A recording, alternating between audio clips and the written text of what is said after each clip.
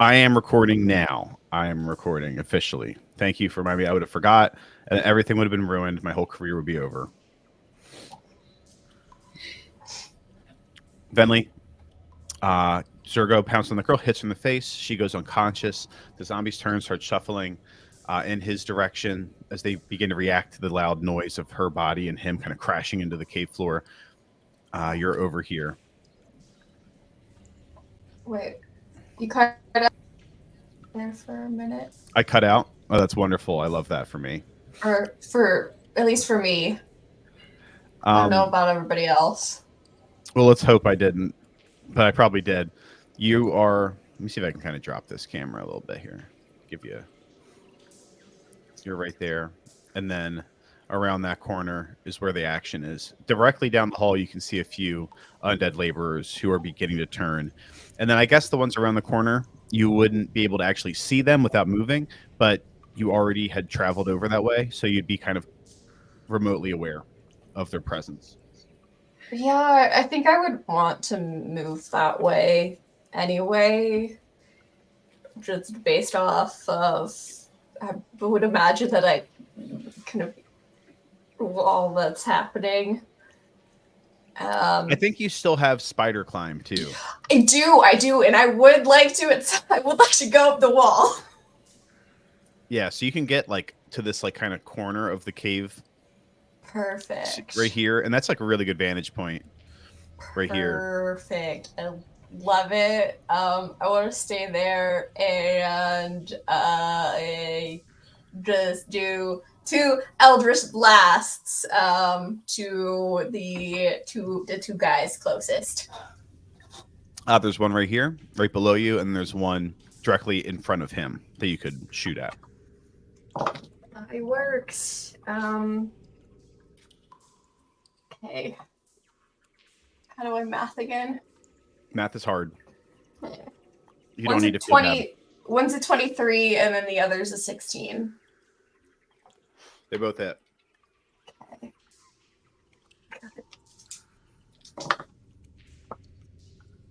Okay, one is 13 points of damage, and the other is 10 points of damage. So you release this like arcing double bolt from your hand of this like rainbow sort of mystical energy that crashes into the two zombies. One of them, give me a perception check very quickly.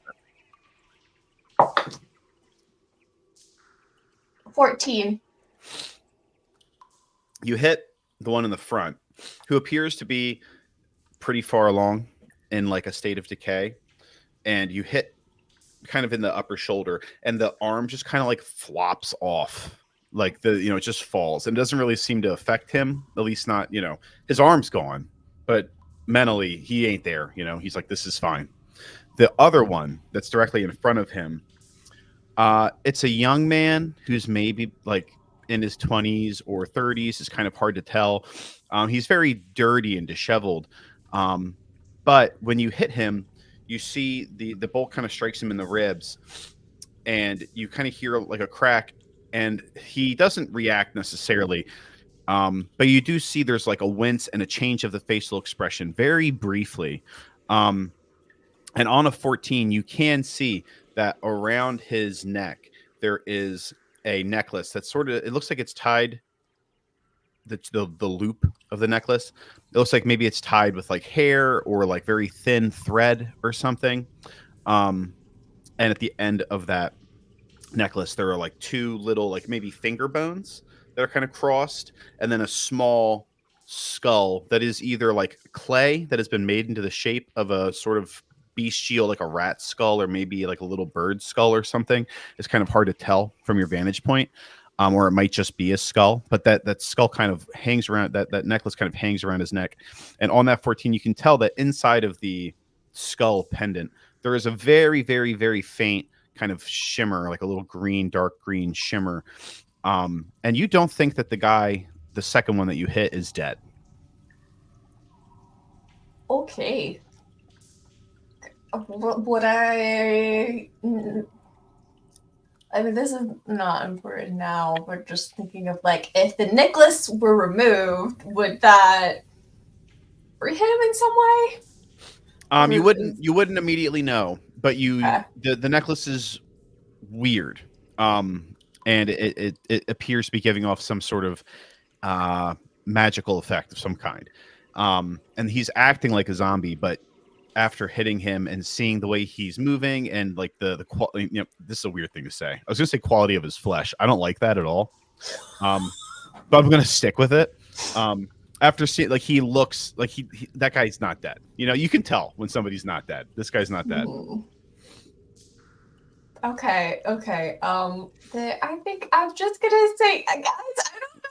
They're all zombies. There's the guy. One guy has a weird necklace. I don't know. Maybe try to do something about it. Maybe he can be saved. And then I think that'll be my turn. Okay, and that makes it Soleil's turn. And Soleil, you are kind of in the back here. You're probably about 20 feet from the entrance to the larger chamber. Directly ahead of you, you can see three of like the laboring zombies that are illuminated by some like crystalline light that's coming out of the veins in the cave wall. And there are some like weird, sort of almost like a mossy growth on the cave walls that provide some strange kind of bioluminescence as well.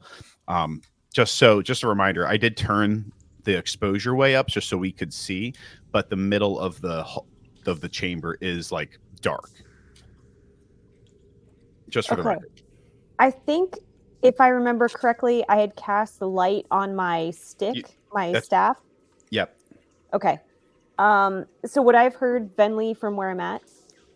Yeah, for sure. She like kind of Okay, cool. I imagine she kind of leaned around that cave wall and like shouted down to the group. Okay, so I'll jaunt up to where I heard her. Yeah, that's good. And I can see the individual with the necklace. Yeah, he is unfortunately there is like an actual zombie in front of him, but he Okay. is about another 20 feet to your right. He is right here. Okay. um I think I'm gonna try. I'll give it a shot. You can tell me if that doesn't work. But I was gonna try to use my staff to do the vine whip and Okay. try to. Can I use it to grab the necklace and pull the necklace back instead of a person? I'm gonna say you can try to do that. Okay. The you're still attacking his body, so the AC of the necklace is going to be higher than his AC. So if you get like a let's just pretend his AC is 12 and the AC of the necklace is 16 and you roll a 15, you'll hit him. Okay. Just so we're all on the same page. Okay. Okie doke. Oh, that's yeah. I mean, that's well, 6 + 6, 12. Luckily, his AC is not 12. So you're aiming for the necklace, so it's like around his neck, and you're trying to be very careful because you obviously don't want to like send this root piercing through the guy's jugular. So the vine ends up going a little bit wide, and it does miss him, but it also misses the necklace. Okay. And nobody's hurt yet, I assume. No, except for that lady that Zergo absolutely demolished. Yeah. I mean, she'll be all right. Yeah, we don't care about her. Yeah, She's a that's fine. Okay. yeah, she's a necromancer, dude. Yeah. Weirdo. Okay. I'm good. She'll, I think that's it. And then it's Arlo's turn. And Arlo, you were in the back here. I actually think that I probably would move you up. I feel like you'd be at least in the middle of the pack. So I'm going to move you up a little bit for the start of the combat. Okay, can I go in front of where Soleil is? Yeah. You want to get in front of Soleil? Yeah, like right around there. Yeah. Like there? Or do you want to... You have enough movement to like rush headlong if you want to. But you can also kind of take a more defensive position. I want to do the head first charge into the first zombie there, but not hit him Okay. directly into the guy that's behind him. Okay. And that's just a I think they have to do a dex save. All right, let's see. He definitely failed. Okay.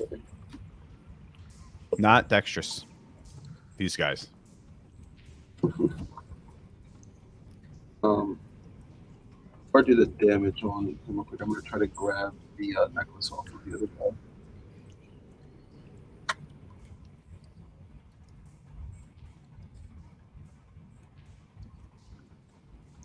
I just rolled a d20 for that. I'm sorry. You are. I think I misunderstood. So you did a headlong rush into him, which makes him go prone, or does he take damage as well? He does take damage too, but I was looking up what the damage is, and I was asking if I could grab the necklace in the meantime. Do you still have Do you still have your action? Yeah. Then, if you have your action, then yes, you can grab the necklace off of that guy. That's just a d20. Yeah, it's gonna be a d20 sleight of hand. I rolled in that 20. Yeah, you took it. You took it so good, you didn't even know you took it. As you rush into that first zombie, and you kind of just like slam him into the ground with your giant walrus body, or your my mind's on the walruses. With your giant hippo body, you kind of just slam him right down. No dexterity, this guy. He just goes right down. He didn't try to dodge or nothing.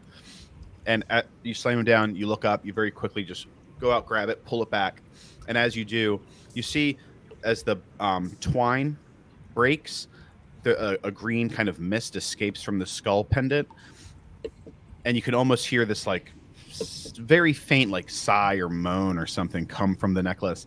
And as it does, the man he kind of convulses for a very short period of time, like for a split second, and he just falls to the ground unconscious. Okay. The prone zombie takes 7 damage from the charge. All right, he is knocked prone.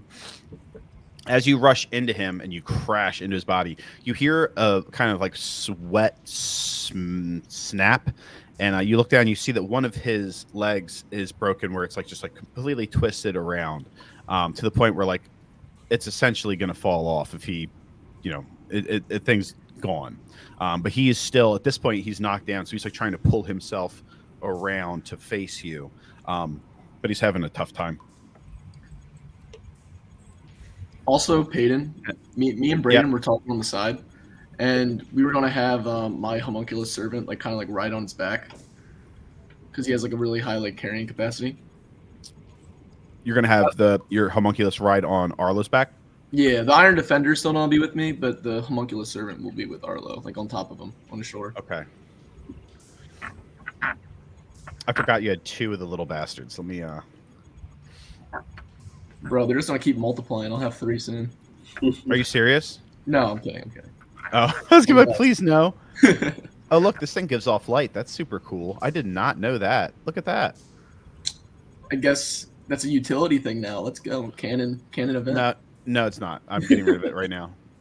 No, there's like a little I guess it's a little spotlight guy. I didn't know that it did that. That's super awesome.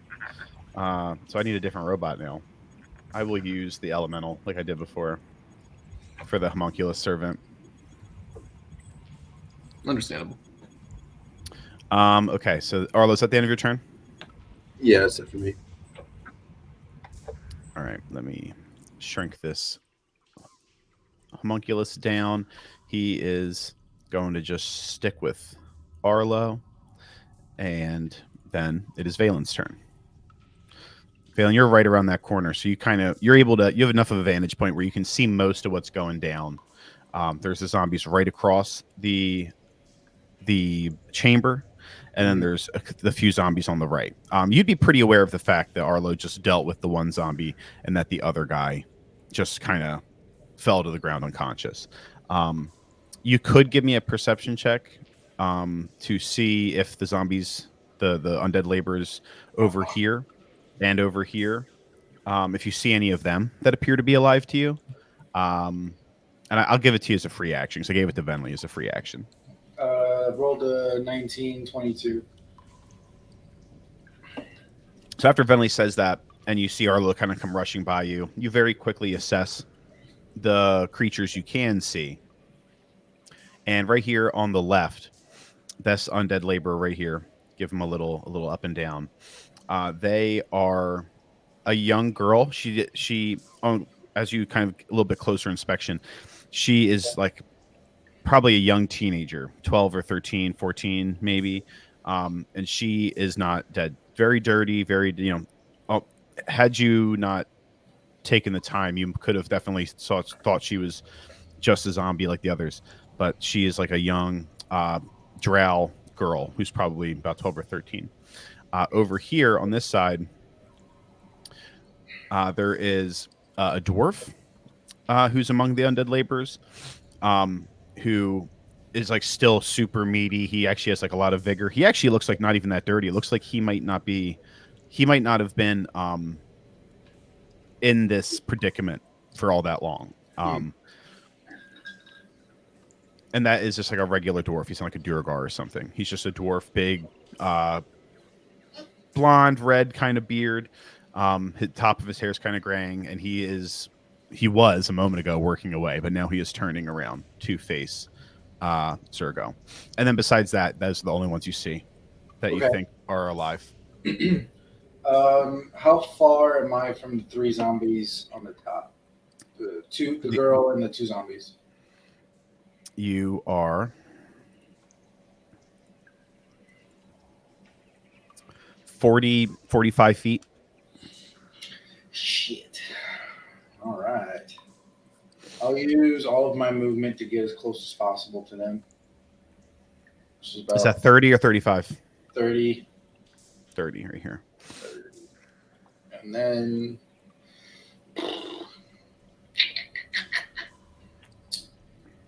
I don't want to use Siren's Call, but I have to. Dominate a zombie and be like, okay, this guy's coming with us now. I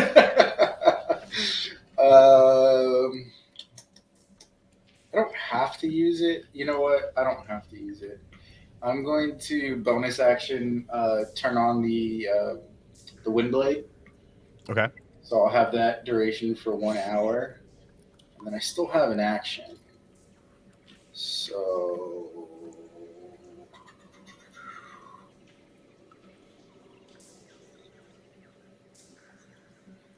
I don't know what to do with my action. I can still Eldritch Blast. You can Eldritch Blast. I could just not use the gun. Yeah, I'll do that. I'll Eldritch Blast. That is a 26. And that is an 18. All right, so you run up across the room towards this young drow girl. And as you're running up, you kind of reach down instinctively for the pistol that rests on your hip. As you get close, your hand kind of shakes and you decide against it. You pull your hand up and you have I feel like you can tell me if you don't like this narrative. I feel like Valen has like a lot of doubt perhaps in that moment. And he brings his hand up and instead of focusing that magic through the pistol, that there's this kind of like crackling black and blue energy that goes up his arm into his hand, and he releases 2 Eldritch Blasts in front of him. They kind of arc out, separate, and hit the 2 zombies. The one that was a 26, what's the damage? 3. And then the one that was an 18? 8. On the this is, I'm not going to explain this, but on the 3, the crackling energy like hits that zombie like right in the face. It kind of like goes through the like nose and like out the back of the head, and it just kind of bursts, and that zombie falls. The second zombie, you hit him in like the chest area, and you sort of blow like just a nice sizable hole out of like this part of his like his shoulder and his collarbone and his arm, and as you hit, they just kind of like disintegrate almost like into dust, just disappear. He seems relatively unfazed by that, but his body is like obviously destroyed. And in that moment, that little girl kind of starts turning towards you, and you see her kind of like lock onto that light in the darkness, and she kind of makes this like weird jostling movement, and that's going to be the end. Is that the end of your turn? Before I actually say it's the end of your turn? Yeah, it's the end of my turn. Okay. The cultist is unconscious, so it is not her turn. And then it is Jack's turn.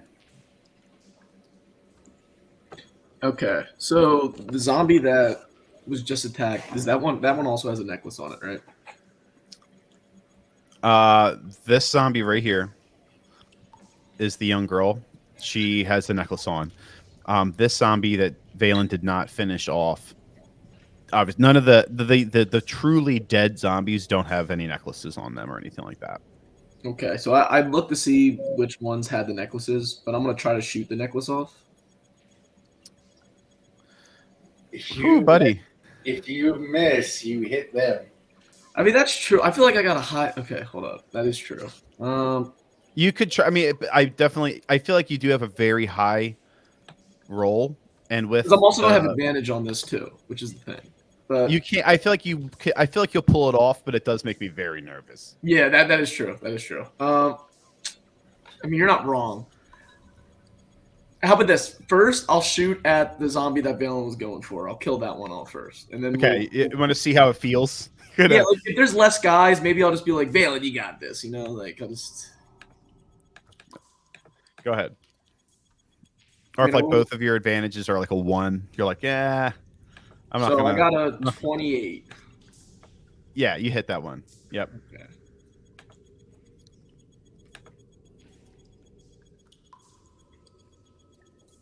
$23 damage.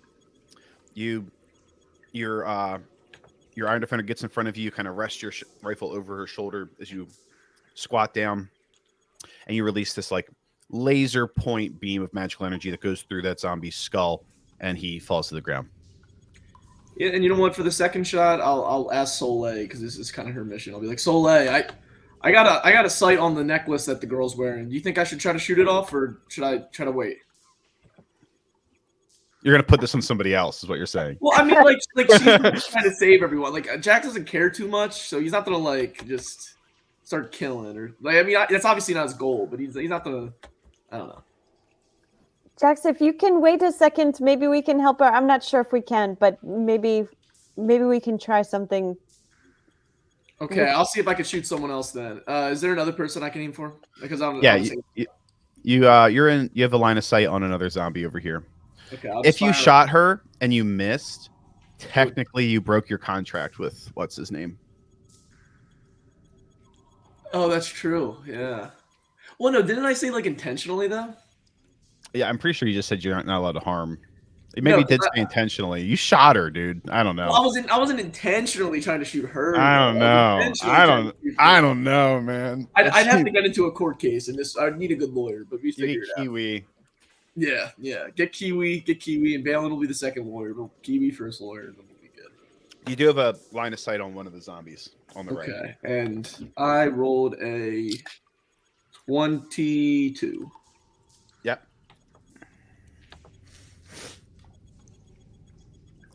$17 damage.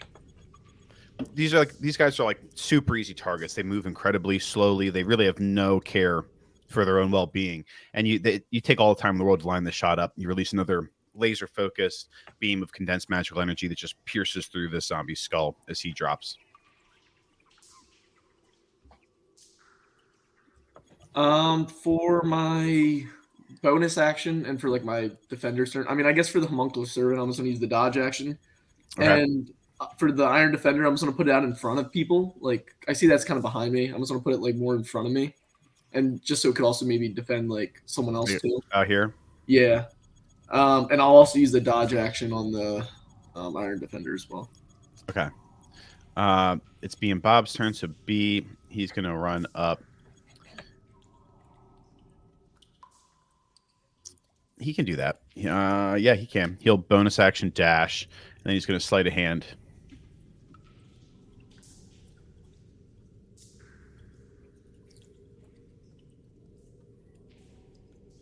That is a 25.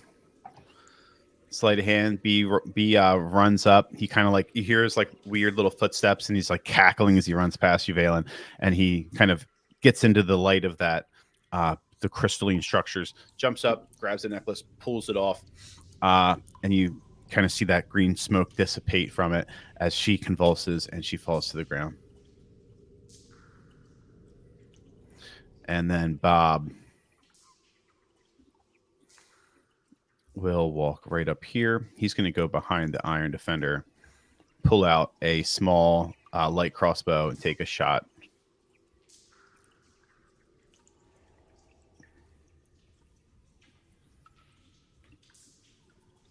He's horrible. Jesus.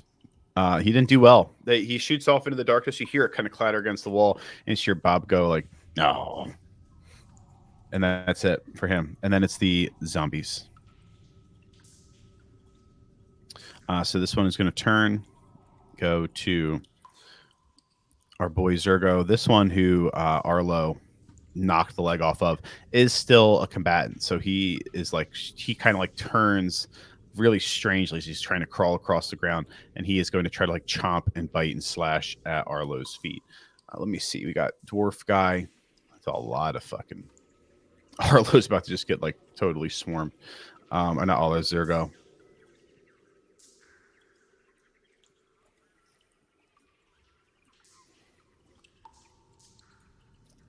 As the zombies turn and they lock onto you, Zergo, and you see the zombies kind of lock onto Zergo, it looks like they like, take a minute to kind of boot up. Like they turn really slowly and awkwardly, and then they kind of see him, and it's like something kind of flips, and all at the same time, they're all just kind of like, and they just rush at Zergo with like alarming speed.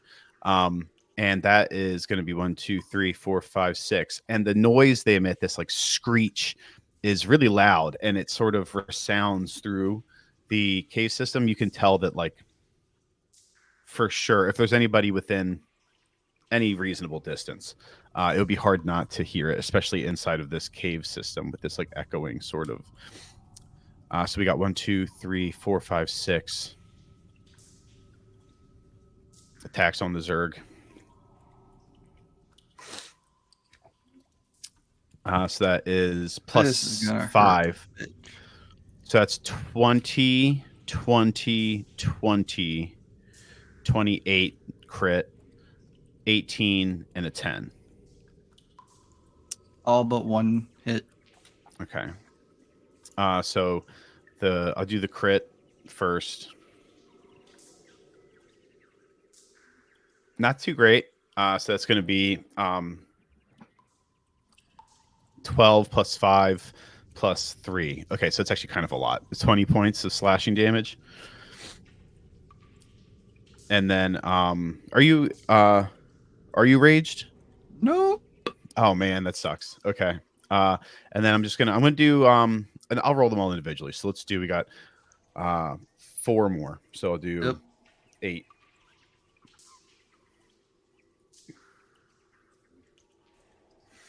So that's 28 plus 12. It's 40 points of slashing damage. As they swarm around Zergo, you see them just like crazily kind of like grabbing onto him, biting, slashing, chopping, pulling as they're attempting to just like rip him limb from limb. He's a big, sturdy guy, but you definitely see that they kind of like have this sort of like unnatural rage-induced strength where like they're just like trying to like put their hands in him, like they just want to rip him apart, and it's sort of working. And then Arlo, you have 1 on you, so this guy's gonna be much less impressive. Yeah. He is like crawling towards you, and he tries to like grab onto your leg, and he goes to like kind of, you can see him like lurching forward to kind of bite onto you, and you just pull your leg back, kind of shake him off. Little girl is unconscious, and that is all the zombs. So now it is Zergo's turn. Did they not pay attention at all to the woman I knocked out? The zombies? Yeah. They did not. And also, do you want to give me a perception check to see if you can tell if any of them are alive? I feel like you might not want to do that in this situation. I feel like honestly, his only goal is to try and get the woman he knocked out to the party. So he's just gonna pick her up. And can I do a shove action on that zombie? That one that one to like kind of push him out of the way to try and run towards the group. For sure. Give me an athletics.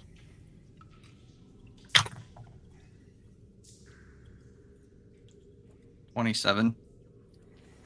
Yeah, yeah. Oh, he actually rolled really well. You can tell that like whatever dark magics have brought this creature back from the dead have given it this like peak adrenaline strength. But even with that, he's no match. And you kind of put your hand on his chest, and you can feel him kind of try to push back, and you're a little surprised by it, and then you just throw him, and he goes back a solid like kind of 15 feet. He kind of goes 10, hits the ground, and then slides. And he does take a couple points there. He takes 8 points of falling damage, and you hear him like hit the ground, and he not all of them. When he gets up, like some skin has been flayed off, some of his bones are broken, but he's definitely out of your way, and he's still alive too. Bonus action, I'll go into a rage, and he's gonna do the hail, and as he is in a rage, he's just going to beeline it to the group. All right, they are going to try to do the opportunity attacks. Yeah, that's fine. Another 20. Goddamn. So it's Silvery Barbs. 20. Silvery Barbs on that 20. Okay, so that is What's the highest? because of all of the they have a huge bonus from being all around you. So they're +4 +3, so it's 7. So we have 25, 25, 23, and then I don't think the other one's hit. Damn, even with my tail, I can't fucking do anything about it. All right, yep. 25, 25, 23. Yeah, so that's... It says slashing damage, though, now, so at least you'll be able to resist this. So that is 16 + 9, 25. Cut in half, 12. And you rush down. So that was 5, 10, 15, 20, 25. If you go here, 30. Is your movement 30? Well, at this level, as a bonus action, when I go into a rage, I can move half my movement speed. So right now, my full movement speed is 60. Damn. Do you want to run past this zombie and take another opportunity attack? Yeah, go ahead.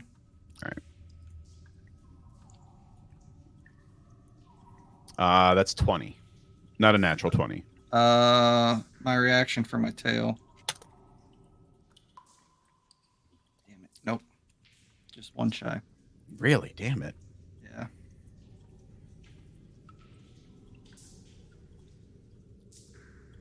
So that's going to be 8. Divide by half, 4 points of slashing damage. And you're going to continue. Do you want to go like all the way to the back and kind of like put her down or something? Yeah. And then So the rest of my movement, I'll move back to the front. So that's another 20. You can go all the way. You can go like here, I think. Put yourself in between them and the fine. zombies. All right. And then Venley.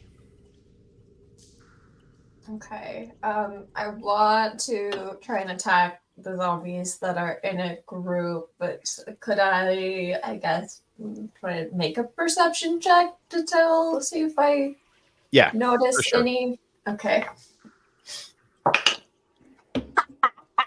Of course. That's a nat 1 for 0. No. No, you don't. Well, yeah, I'm just gonna attack the ones closest to me, but like within the group that was attacking Zergo, because the other ones at least seem to have some people near them. The ones over here, like these 4 are shrouded in darkness, so they are obscured. But these 2 are right by a light source, so you can see these 2. And Is it like Matt? I have 120 feet of dark vision. Then you're okay. Devil's Sight. That's right. I forgot you have Devil's Sight. Then never mind. Forget I said anything. Yeah. So yeah, I guess I will attack the ones closest to the wall. Okay. I'll do 2 Eldritch Blasts for 23 and 10.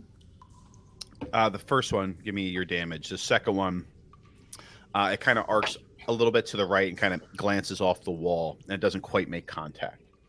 Okay. That's 12 points of damage. On the first one, your rainbow bolt strikes him right in the head, and it just kind of bursts, and the body falls to the ground. All right. And then I will bonus action summon tentacles of the depth, just a regular one, kind of in the where the group of zombies are, and try to attack. I guess the one I missed with for Eldritch Blast.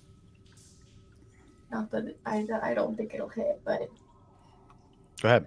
No, you got this, dude. oh no, I've already rolled. Oh. I rolled a 9.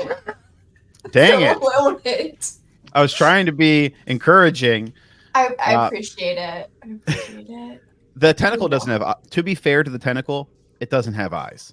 So it slams down where it thinks the zombie is, and there wasn't. It kind of goes in between the two zombies, and it did its best. It's a good boy. It's trying. Yeah, it's doing what it can. Arlo, it's your turn. Okay, so I'm going to stomp on the zombie's head that is right below me. Okay, that's an attack with advantage. I'm going to put Aura Spark on my foot as well to beef it up a bit.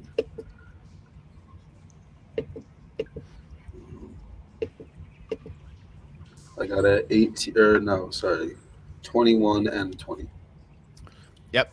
The first one does him in, so you don't need to do the second one. You can reserve that. And then Probably does him in. Do you want to do damage? He probably does die from it. He is very low. He's probably going to go. Yeah, I'll do damage. I mean, it's 12 without anything. Yeah. Added. So you kind of send this energy through your body down your foot, stomp on the head. He just immediately goes limp. And then I'm gonna run up to the one in front of Zergo and use Fury of Blows on that one. Okay.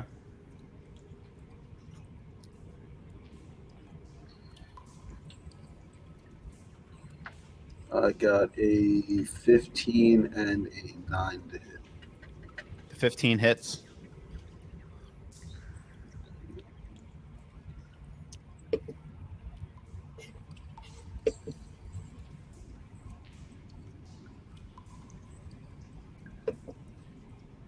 It is 10 damage. I'll do Ore Spark too, so it's 12 damage. So you rush up. The first punch, you go to punch him in the face, but his like erratic, weird movement and like the rage, he's kind of shifting around really rapidly, and you kind of just punch past his head, and with the second punch, you kind of give him an uppercut into like the stomach, and you actually like punch through him up into like his chest cavity, and you kind of like go in there with this like sickening like noise, and then as you pull back out, there's this like noise. It's like contents are just kind of released, and there's this like stench, but he doesn't go down. There's just like this stuff hanging out of him, and his chest cavity is kind of like opened up, but he's still moving now with like a little less vigor, but he's still alive.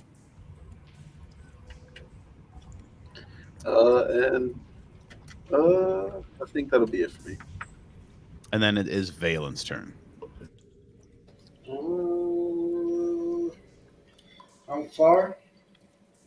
The closest one is the one Arlo did, and that is about 15 feet. And then the other ones are the dwarf, very particularly, is 30 feet away. The other zombies they're all kind of together. So the farthest zombie from you is 40 feet. I'm going to face step Autumn right to the dwarf. Okay.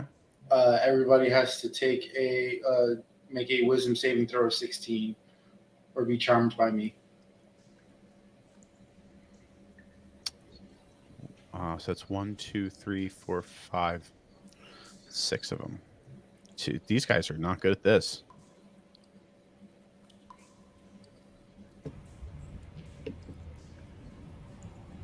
Fail. Fail.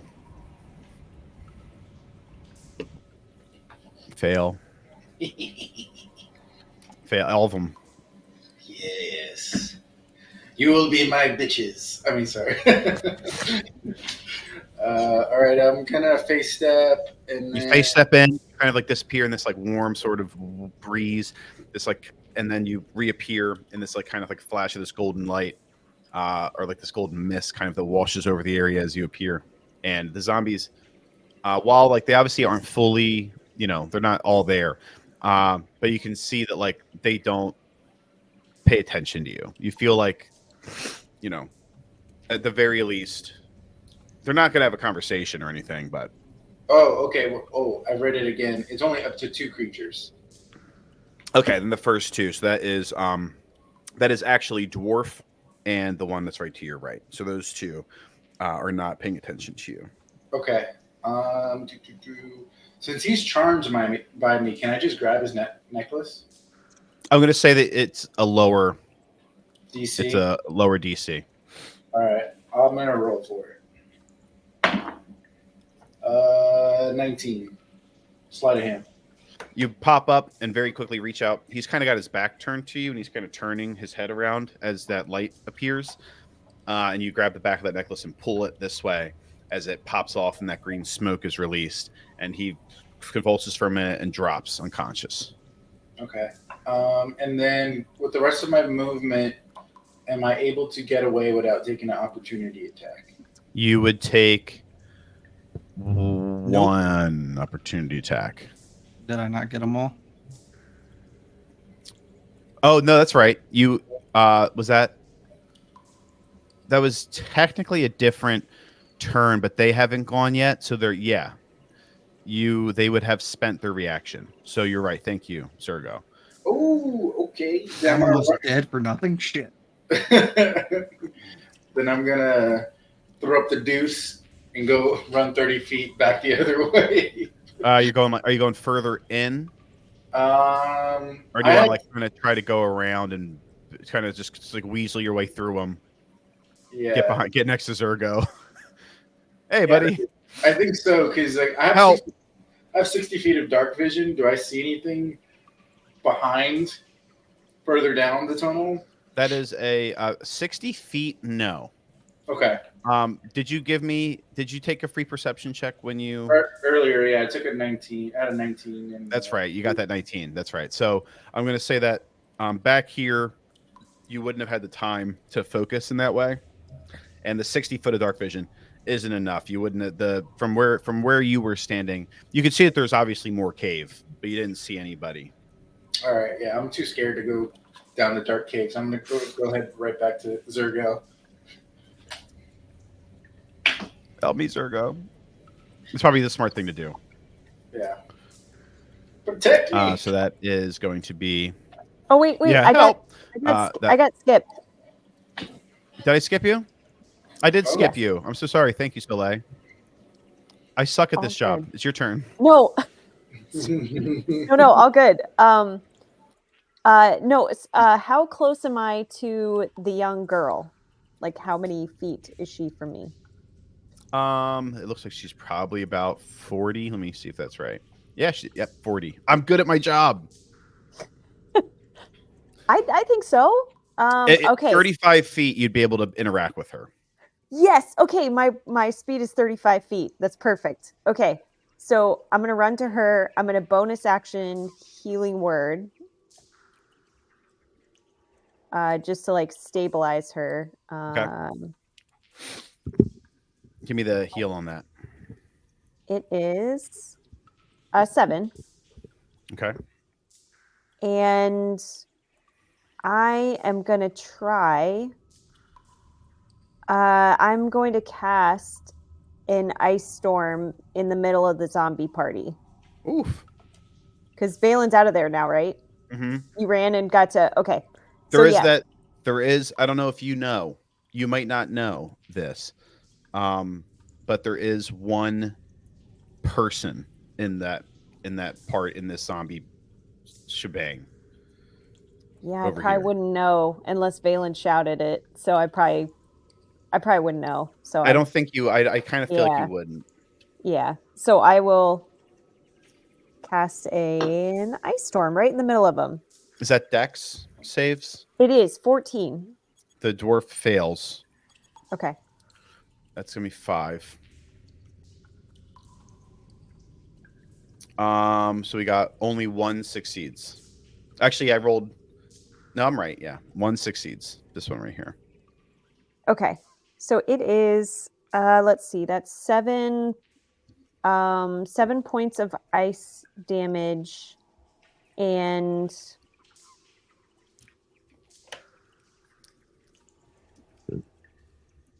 and then 46 cold damage. Okay, so hold on.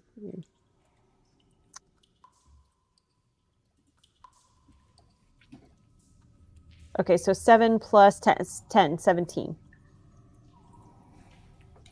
You run up to the girl.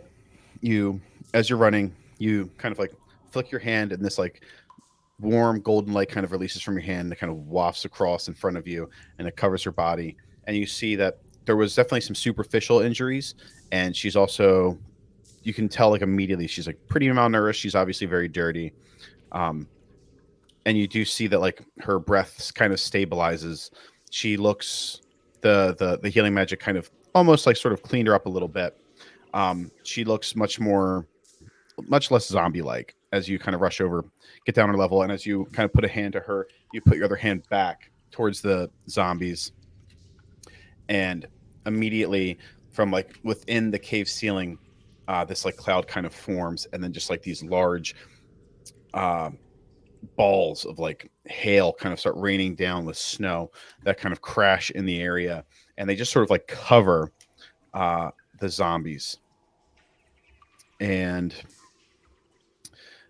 I think for the moment there's like that becomes difficult terrain. Yes. And they're sort of like they're kind of like buried under there and like pushed down and smothered. But you can see there's still some movement under there. Was the dwarf what we think was a live person, or was that a different one? Yeah.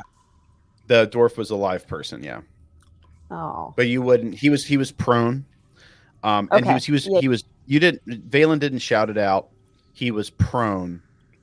So like you couldn't have even seen him really. Okay. There's a lot of Yeah. excuses. It's okay. It'll Okay. Thanks. Thank you. You're not a bad person. It happens to the best of us. Yeah, that's gonna be bad. Yeah, that's fine. I'm sure it's fine. And then it's Jax's turn. I want to give Jax advantage with silvery barbs. I probably won't need it just because I mostly get advantage on my attacks, but You sound so ungrateful right now. It's gonna go. I don't want him to waste it on me. I feel like you could use it on someone Look. else just because I get advantage normally. All right, dude. I'll give it to B then. Hell yeah. He's gonna do some crazy shit. So I want to shoot some of the zombies that don't have necklaces. If there's none, then I'll just start firing. Okay. Give me a perception check. Okay, my perception is a 12. It's hard to tell in the darkness. The ones that are illuminated are definitely zombies, and you don't think so. And plus, with the snowstorm that just happened, visibility is not very good. Okay, so I took 2 shots. One of them was a 16, and the other one was a 22. All right, give me the damage on those.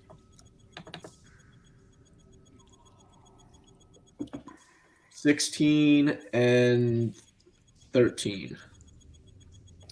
On the first shot, you can see one of the zombies is like trying to pull itself out of the storm, and it looks really badly damaged. You take a shot, and as you hit it, you can't quite tell because I said like the darkness. There's a lot of different factors, but it's still moving, like it's alive, but it looks like for some reason it's like it might like not all of its limbs might be malfunctioned or something because it doesn't seem to be able to escape.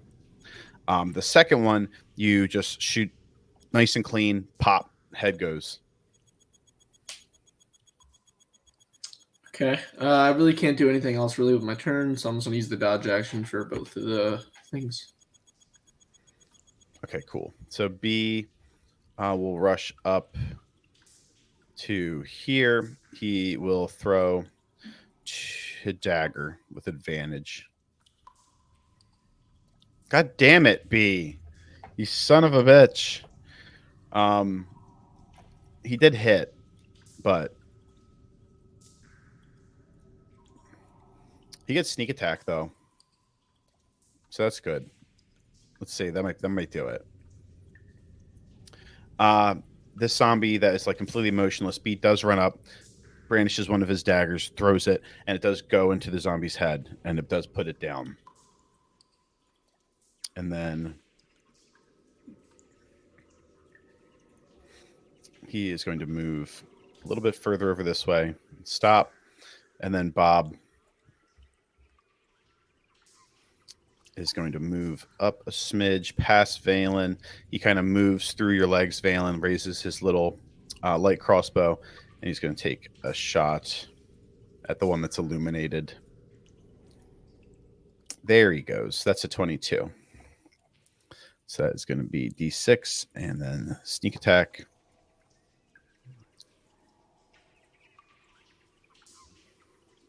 So that bolt goes through that zombie's head, puts it down. And then it's that last two zombies' turn. B is this zombie is going to attack. What the hell is this thing? He looks freaky. I don't like him. Anyway, this zombie will rush over towards B, and this zombie will continue to press the attack on Zergo. Because that's what he's been doing. And Zergo pushed him really hard. He hasn't hit, probably. He got a 11. And the other zombie who attacks B also got 11, which also does miss. So B kind of like presses himself into this like little, this is like little alcove. And the one attacking you, Zergo, he just kind of hits against your shell and your tail rather. And you can't break through. You guys hear B like, "Hey, little help!" from over here. And that will be back to the top, which is Zergo's turn.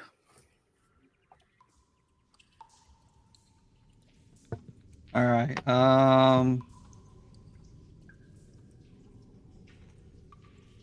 I just like push the zombie and like Bob like parting the sea to go through and try and help B over there in that corner because his dumbass got himself stuck? Yeah, you can move through there. You would take an opportunity attack. Yeah, that's fine. You can move through B, or Bob rather. He got a 17. All right. Reaction tail. 18 armor class, so misses. Yeah, he still has kind of like a hand on you as you move past. He's trying to scratch past that hard shelled kind of tail that you have, but he can't get through as you move up behind. I don't want to get so close to him because I got a range of 15. So I want to stay closer right to like the group. Yeah. I'll do 2 tail attacks on that guy. That's fucking with B. Damn. 26 for the first one. And Do you want to use the second one on the other zombie? Because the first one would do it, probably. I would be surprised if it didn't. yeah, we'll see. Okay. So the damage for the first one is a D8, which is 6 plus 6 is 12 plus rage is 14 bludgeoning. Yeah, so you kind of like whip your tail around. Is this that's your tail, right? That gives you that extra range. You whip your gigantic, like hardened tail around, and you almost like take the whole top half, like chest up, off, and it kind of like flies across the room, slams into the cave wall, and it just kind of like pops. And then the legs kind of stand there. They're just kind of sitting there for a minute. They're solid, like way too long, 5 seconds before they finally fall over. And then do you do the second zombie? Are there any zombies over in the original cluster that's up and walking around? Just the nothing. You wouldn't be able to. There's the tentacle, but you wouldn't be able to see the dwarf probably under the snowstorm. And then the only other target would be that last zombie. Yeah, sure. Does a 16 hit? 16 hits. Okay. Damage. That is It's 15 points of bludgeoning.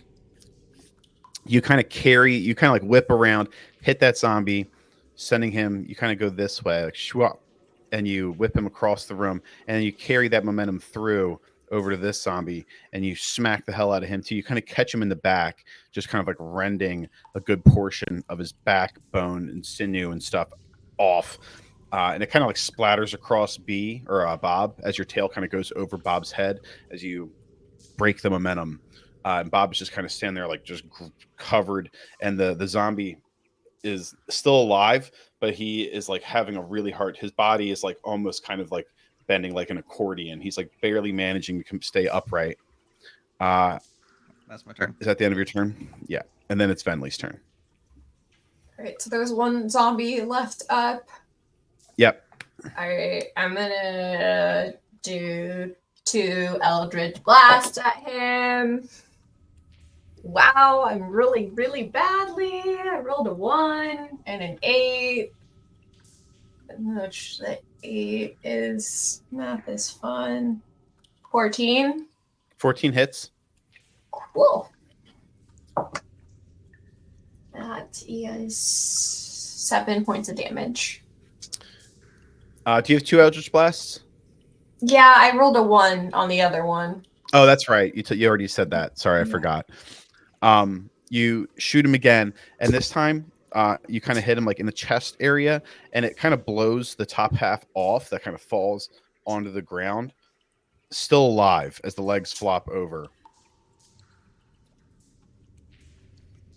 And then it is. Do you want to use any movement or anything, or tentacle? Yeah, I'll do that. I'll move it to him. And...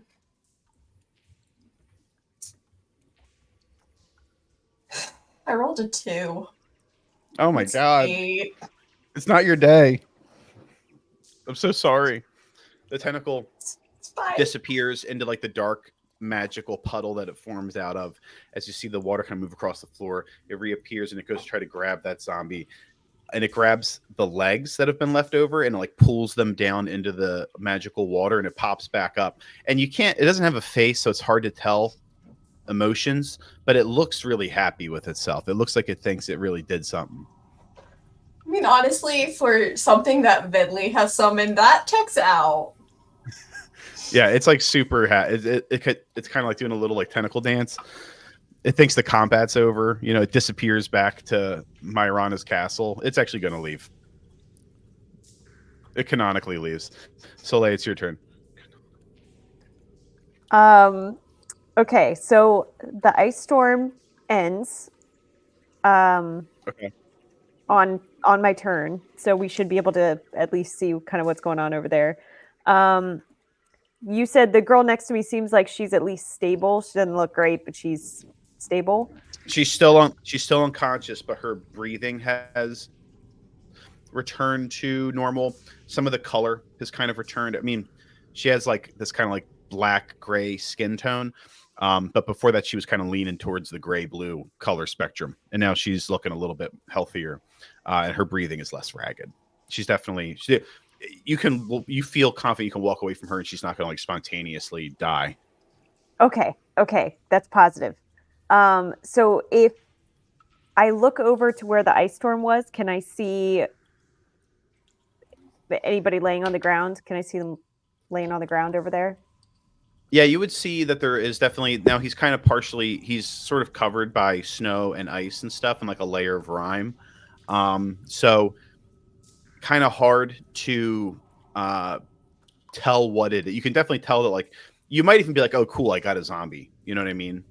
But you can definitely see that there's like figures in the snow that are not moving. Okay. Yeah, I would say I probably wouldn't even know. So I'll cast my healing spirit tree because I know Zergo took some pretty heavy hits. And I believe Tree Daddy. Boop. I ain't Tree Daddy. Who are you? Yep. That's not Tree Daddy though. Oh That's my like God, that's what is somebody that? else. That's Yeah, somebody yeah. else. Get out of here. I didn't want you. I didn't summon you. You're freaking me out. All right. So so I can heal 4 times. So I think I'll heal Zergo twice? 3 times. I think the way it works is so like you can summon it. It would heal Zergo, and then on Zergo's turn, he can use a bonus. I got to go read the spell again. I have to do this every time. You'd think eventually I'd learn it. I think that on his turn he can use a bonus action to heal, and then if somebody enters within 5 feet of the tree or 10 feet of the tree, I can't remember exactly, they can also heal, and it can do that 4 times. I'm gonna go check it again. Yeah, But I you think you can't can. drop it I all at think it's once on one target. got it. Got it. Okay. Okay. All right. So I'll get as long as he's within 30 feet, Zergo will get 9 points, and anybody else that's hurt within 30 feet, it can do it 4 times. Let me see here. Until the spell ends, whenever you or a creature you can see moves into the spirit space for the first time on a turn or starts its turn there, you can cause the spirit to restore 1d6 hit points to that creature. The spirit can't heal constructs or undead. You can move the creature 30 feet as a bonus action, then 1 plus your spellcasting modifier times. You call forth a nature spirit to soothe the wounded. I'm just trying to make sure. I'm gonna try to lock this in my brain. So you actually can't heal him yet. Oh, it'll only be if he. Got it. Okay, so it's only on his turn. Okay. Yeah, it's kind of lame. But I mean, it's still really good. But whenever you or a creature you can see moves into the spirit space for the first time on a turn or starts its turn there, so on Zergo's turn, Then you he could can heal him. heal. Okay. Yeah. Okay. All right. Yeah, it's okay. I will. Yeah, I'm going to use that differently, I think, next time. That's okay. All right. And then bonus action, because I'm not doing anything else. I'm just going to give her another healing word. The girl. Yes. Give me the points on that. Yep.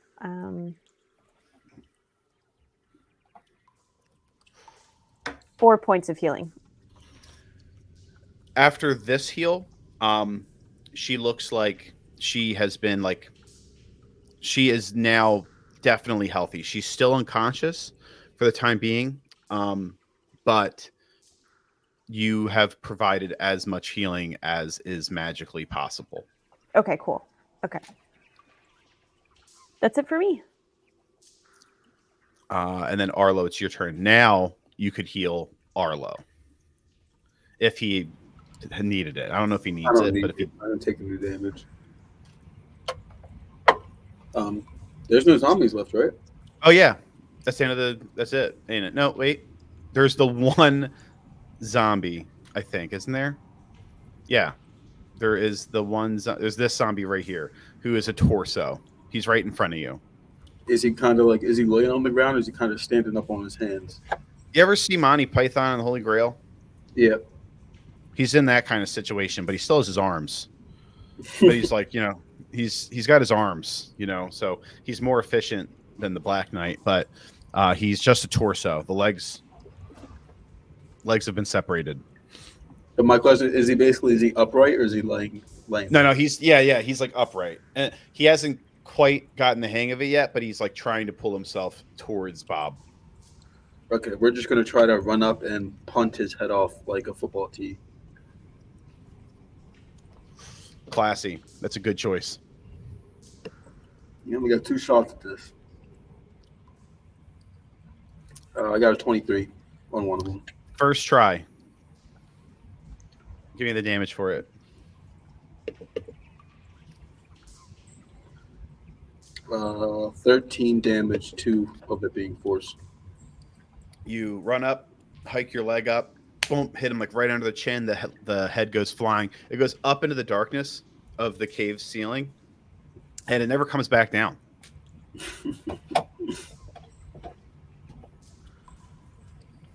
And that is the end of the combat. And now this is where now that you're out of combat, Zergo can like stand. He could like sit down under the tree, and you could just do 4d6 over the course of the next 24 seconds.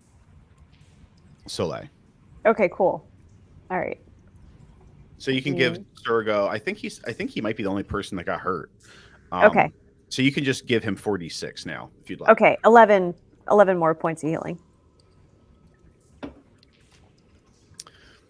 And as you pump, as the trees, like magical sort of golden leaves, kind of like just fall, Zergo, some of your wounds heal up before the tree is completely leafless, and it kind of disperses back into like this just kind of yellow light, disappears. In that time that you guys, the healing is happening and everything, what do you guys? The medium aftermath of the fight, everything is now quiet. Give me perception checks. Could I too do a healing word on the first guy that I noticed with the necklace? Sure, absolutely. One. Ooh, that's 7 points of healing. You go ahead and put a hand to him. The golden light kind of emits from your palm, and it kind of washes over him. You see a couple like small scrapes and cuts and stuff go away. His face looks a little less gaunt, and his breathing kind of returns to normal. You think there's maybe a little bit more you could do for him, but he is fine. You could walk away, and he will, assuming he's not under some type of magical stupor, he will recover. What up, the dwarf? Can I healing word him? You go and check him. Give me a medicine check.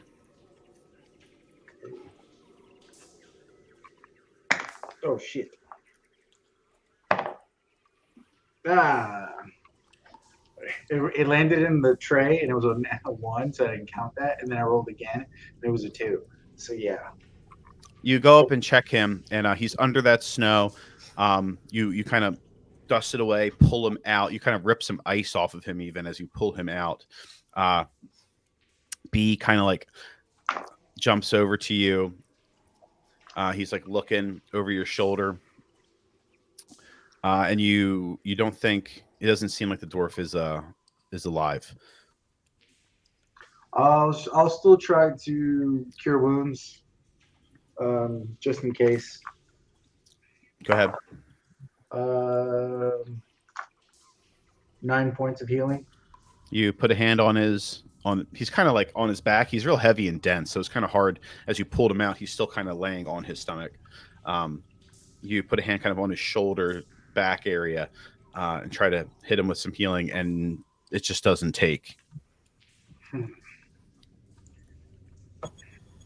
Guys, I think we got a dead one here. B's like, yeah, we know they're all dead. No, but this one was alive. I took his necklace and he just collapsed. But then I guess he didn't have the dexterity to get out of that snowstorm thingy. Did I kill him with the ice storm? No, I think he was dead long before you summoned that ice storm. B looks over towards your direction, so he goes, no, I had no idea. I stabbed him in the back. Oh, yeah. That's. I mean, we couldn't save them all, right? I mean, this was a tough situation. I don't think we knew there were like live people mixed in with zombies. I certainly didn't know. And you know what they say: you want some pork, you stab a dwarf. Hey, Valen, I got a great idea for you, though.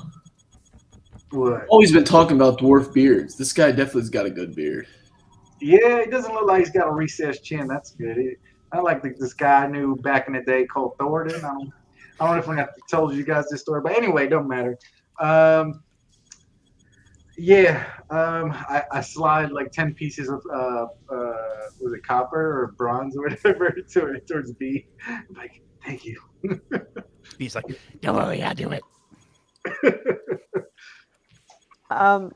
And then I'll just check on the girl. I don't know if I have anything that I could like actually wake her up with. but I'll just try to like gently try to rouse her, see if I can wake her up. You give her like a little shake, kind of pick her head up, give her a little shake. It appears like she has probably been. Why don't you give me an Arcana check or maybe a medicine check, whichever one is better. Net 20. Let's go. It appears like she's gone through like so much forced trauma and labor that her body is like just kind of shut down to compensate. It doesn't seem as though she's like in a forced sleep. She is probably from the state she was in before you healed her. It looked like she had been working nonstop for days or maybe weeks. So her body is sort of like just went into shutdown mode to try to compensate for that. And so like I said, you think she's alive and she will wake, but it's hard to She say. just needs time to like rest and yeah. Okay. And the same thing, I'm going to carry that 20 over to the other guy too. And it's same sort of situation. You guys give me perception checks. B grabs that dwarf and he starts pulling him over to the corner and he pulls out a serrated knife. Sits down, kind of rests the dwarf's head in his lap. And he starts whistling and shaving the beard off. Oh my God. He's just, are you going to use this beard for something? Yeah, believe it or not, dwarf beards make great handbags. You know, it'll match your squirrel, hat really well. You could start a fashion line. Red hat. He points to the big squirrel carcass that's on his head. It's like still dripping. Red dwarf beard bag. It's gonna be a look. It'll be a real eye catcher. Thank you guys for not judging me. I really appreciate it. Gets the last bit of that dwarf beard off, shoves it into his pants, and then give me perception checks. What about the girl that Zergo knocked out? She's still laying back. Yeah. You guys have like kind of. I'm gonna say like all the stuff we just did took place over the course of like, 45 seconds or a minute. So you guys, Zergo could. Do you want to in that 45 seconds and or a minute before I call for that perception check?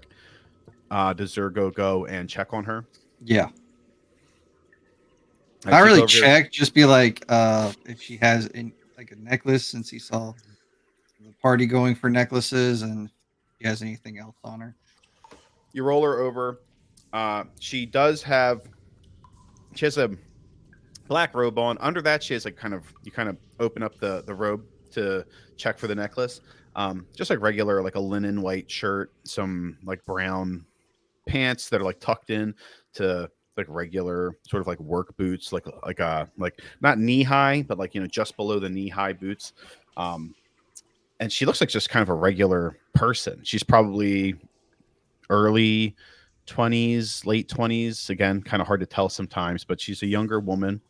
But around her neck, she does have a necklace. It's not the same necklace as the ones that you got. Zergo might not know this. She does have a necklace on. That is, it's like it's a bone shaped. It looks almost like to Zergo. I'm going to simplify it for Zergo. It looks kind of like a fork. It's like a fork made out of bones around her neck.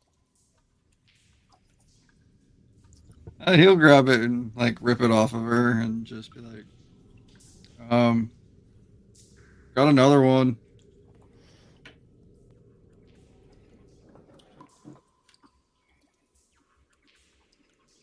Do they all look the same? All the necklaces? If you were to go, the ones that they all had the same design elements, like it was two small bones tied together, kind of placed over each other. And then there was some sort of like small animal skull that was on top of those tied on. The one on the little girl was like a small bird skull. One of them was like maybe some type of. It looks like the other two were like different rodents, but they were both like kind of like rodent skulls. When you investigate Zergo's, it looks like it's made of small bones, but it's a different design. It is very specifically the same symbol that was on the trees and stuff. And the one that's marked into the flesh of the actual zombies, which is the Penumbra Society symbol.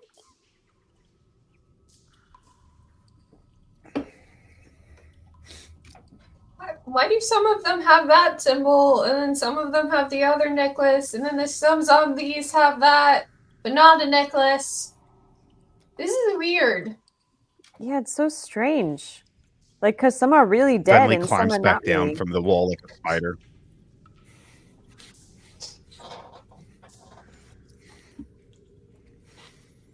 Yeah, I don't know what to make of all this. This is kind of new for me. I don't think I've ever seen anything like this before. We could ask. She's not dead. Would Jax have ever seen anything like this, or is this like totally out of the realm? Give me another history check. I know. I think you guys did I do all- pretty. You guys did decently on the first history check. I don't think you guys did amazing. You can give me another one. It's gonna be kind of a high. Could I do Arcana with this or no? Is that It's gonna be because of the nature. The only other thing I would allow it to be would be a religion check. okay? You could do an Arcana check for the other necklaces, and you could do it. You could do an Arcana check on the necklace, but that would reveal if it has any magical properties. It wouldn't reveal anything about the nature of the necklace from like a symbolic or religious perspective. So it depends on what you can do both. Yeah. Okay, I got decent rolls. So I got a 19 with the Arcana, and then I got a 19 too with the what's it called, history. But I didn't get the proficiency with that though. I'll give myself what guidance. Was the history one again? I'm sorry. A 19, but I'll give myself guidance in the history, which is a 1, so 20. You know that it's the symbol of the Penumbra Society, just from being in the what's it called, the Seahawks, but you don't know. You still don't really know what that means. Like on a greater level. You just know that this is their symbol. They do dead people stuff, and that's really all you know about them. But magically, you're able to discern that the necklaces around the living people's necks had some sort of like greater dominate spell sort of infused to it, enchanted to it. One that was, it's hard to say exactly with the 19. I don't think it's quite high enough to like for me to read you the item's block. But you definitely can tell that it must have been able to dominate people. The one that's around the girl's neck, it appears to have some necromantic effects. It seems like it maybe enhances necromantic ability. But again, on a 19, not quite high enough for me to just read you the block of the item. So, quick question about that then. Would I be able to make these necklaces work for us, or is this only for like the Penumbra Society or whatever? I mean, you think that if you put it on, it would work. But you don't know that you would necessarily, this is dark magic. You don't know that. I feel like you'd be a little hesitant probably to fuck with it too much. Well, yeah, I was just wondering. Yeah, okay. There's no reason to believe that you couldn't just put it on your neck. If we have a little bit of time, I have some new magic that I could try out. That I think I could figure out what it is. I can cast the identify spell as a ritual because of one of my eldritch invocation. As you are now, I want you guys to give me your perception checks. I got 18.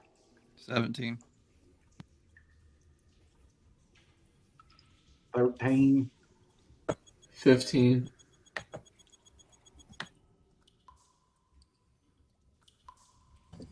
7. You, on a 16 or higher, you hear far enough away that you're able to like alert the others. it sounds like barking, or like maybe like yelling. It's this really guttural barking noise is the only way I can really describe it. It sounds like it's not a dog. You can tell it. It sounds like something that's pretending to bark. And it sounds. None of you rolled high enough to discern exactly how many. There's definitely more than one. Um, and they're moving in your direction. Um, if you got, like I said, if you got more than a 16, you hear it with enough time to be like, do you guys hear that? And alert the others. What do you guys do with that information? Are there new like dog friends coming this way, or? I love puppies. I'm so excited. Oh, doggies. B and Bob, maybe you can skin the dogs. Ow, that would go perfect with my. I hope they have a red coat. We can only hope. There's a line, okay? You can't skin dogs, you know. B's like, Cruella de I mean, Vil. you skin wolves. that squirrel was way cuter than a dog, and I just ripped him right open. I mean, he was kind of an asshole, though. I don't None of know. you guys, I didn't hear what he said. You're the only one. I just heard you two chittering at each other. Yeah, but he had like asshole energy. Like you didn't need to hear him to know he was an asshole. It's true. He was a little snarky, but so am I. What type of energy do we give off then? Damn. Murder hobo vibes. That's what we give off. Last time noises were coming at us was those creepy little things in the tower. Yeah, I think we got to prepare ourselves for another fight. I'm gonna cast a mirror image on myself. You have enough time where you could potentially, if you wanted to, you could potentially kind of flee down the tunnels or something and try to hide if you wanted to. They're not so. You have probably about 30 seconds to potentially hide or ambush or Can I put? Would we have enough time that I could do a little mold earth to protect the people that are like sleeping, that are out cold, so they can sort of be protected from whatever is coming our way? I think you'd have enough time to make them like lightly obscured at least. Okay. So that they were at the very least. Yeah, just not in the open. Yeah, like Okay. kind of hidden a little bit. I could potentially cast maybe a little bit of minor illusion over them to like blend in. Yeah, I think it would only take if you did a little bit of mold earth and a little bit of like if you both took a little bit of time to do that, I think you'd be able to hide them well enough where somebody would have to go up and investigate it to find them. And in the middle of a fight, that certainly wouldn't happen. They're both light enough where like if you guys are doing this because you could bring, if you're going to leave, if you're going to ambush these people that are coming, then they certainly aren't going to be like, oh, we got to kill those people because they're not going to see them. If you're going to leave the area, you'd probably want to bring them with you, just because if they come to the cavern and they are like, where'd everybody go? It would be hard for me. In the 30 seconds, I don't think you'd be able to hide them well enough that you'd be able to completely hide them to the point where they would be completely unfindable. There would still be some risk there if you guys were to leave them here unattended, I think. Sorry to interrupt. I'm gonna hop off. I'll be back at like 10:30. Okay. I could just carry them up the wall. Yeah, I think we If should. you guys, But how many knocked? I got a question. Is it 2 or 3 There's- people we have knocked out right now? there's 3 because there's also the cultist Cultist, yeah. So Earl. The Iron Defenders can carry one of them. Yeah, I could go, I guess, up the wall too. I don't know how well I could carry. I maybe could carry the little girl or the girl. I mean, I think I should carry it. You're a little bit smaller, right? I mean, yeah. That doesn't mean I'm not strong. My guy's not super strong, but he's like 6 foot and he's a Goliath, so he can do it. Oh yeah, that's like double Vinley's height. So Zerga's gonna go up the wall with one of them. or 2 of them? I can do 2 because I can carry a shit ton of weight. I And feel I like you could don't- probably. I feel like you could probably hold 2 on your shoulder. Yeah, and I don't have to like concentrate because I have a natural climbing speed. So Zergo I goes can get- up the wall. Wait, Soleil could also fly one of them up, right? She has a broom. Yeah. I mean, I Yeah. doubt they'd weigh more than me. I think Sola could probably fly the little girl, and then Zergo could take the other 2. Yeah. Okay. I think any more than that, the broom wouldn't be able to fly. Yeah, that sounds good.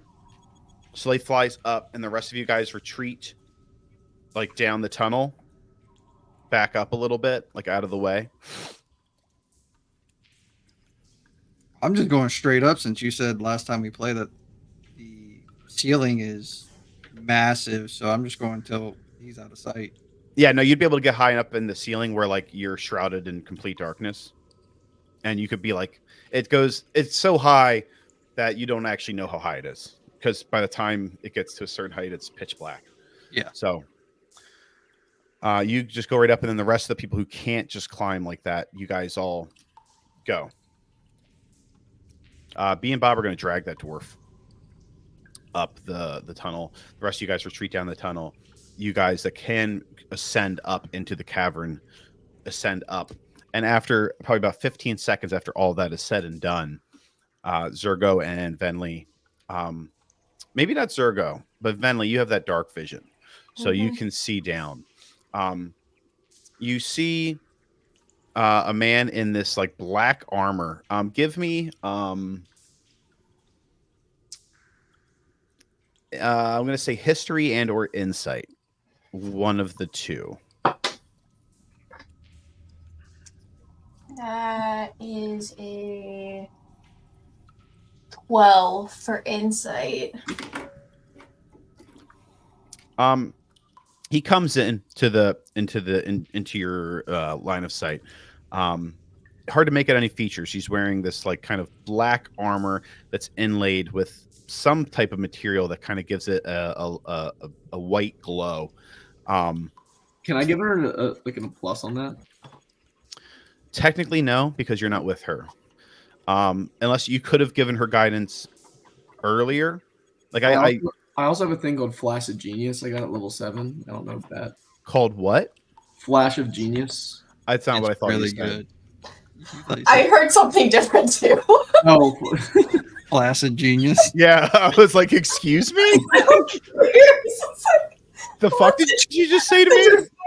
it's on here, man. It's on my sheet. Like, I mean, you know, Jackson's an alchemist. He can fix that, right? It says flaccid genius. But yeah, she what would does have that to do? be within like 30 feet though. So I don't know if that works. Well, you I don't could know have how given her far away. guidance. Guidance lasts for a while, doesn't it? It's at least a minute, right? It is. Yeah, true. So yeah, I'll give her guidance then. Yeah. So you could have given her guidance before you left, and she would still have it. I'll just say that. Yeah. So yeah, it's fine. It's fine. It's all good. I want you guys to win. I gave her 3. I gave her 3. So 15. So 15's better. You see this guy come in. He has it's thick armor. The pauldrons are like really big. The chest plate is like it really is. He's like this walking tank that comes into the room. Full plate helmet on, visor down, very geometric shapes. He has a pretty sizable, big black sword on.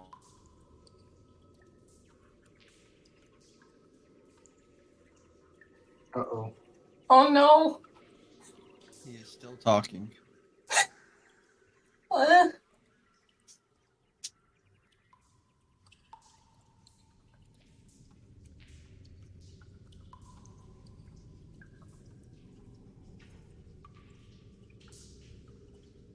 Someone just cast fireball. Fuck these guys.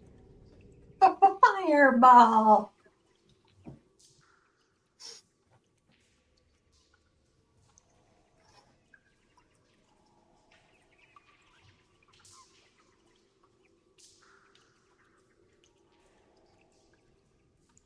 Oh, this is bad.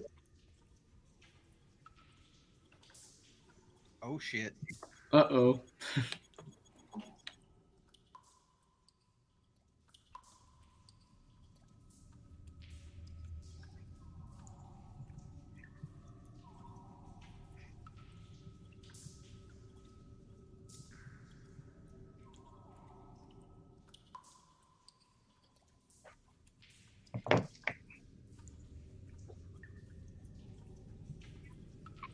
And still recording? That's crazy.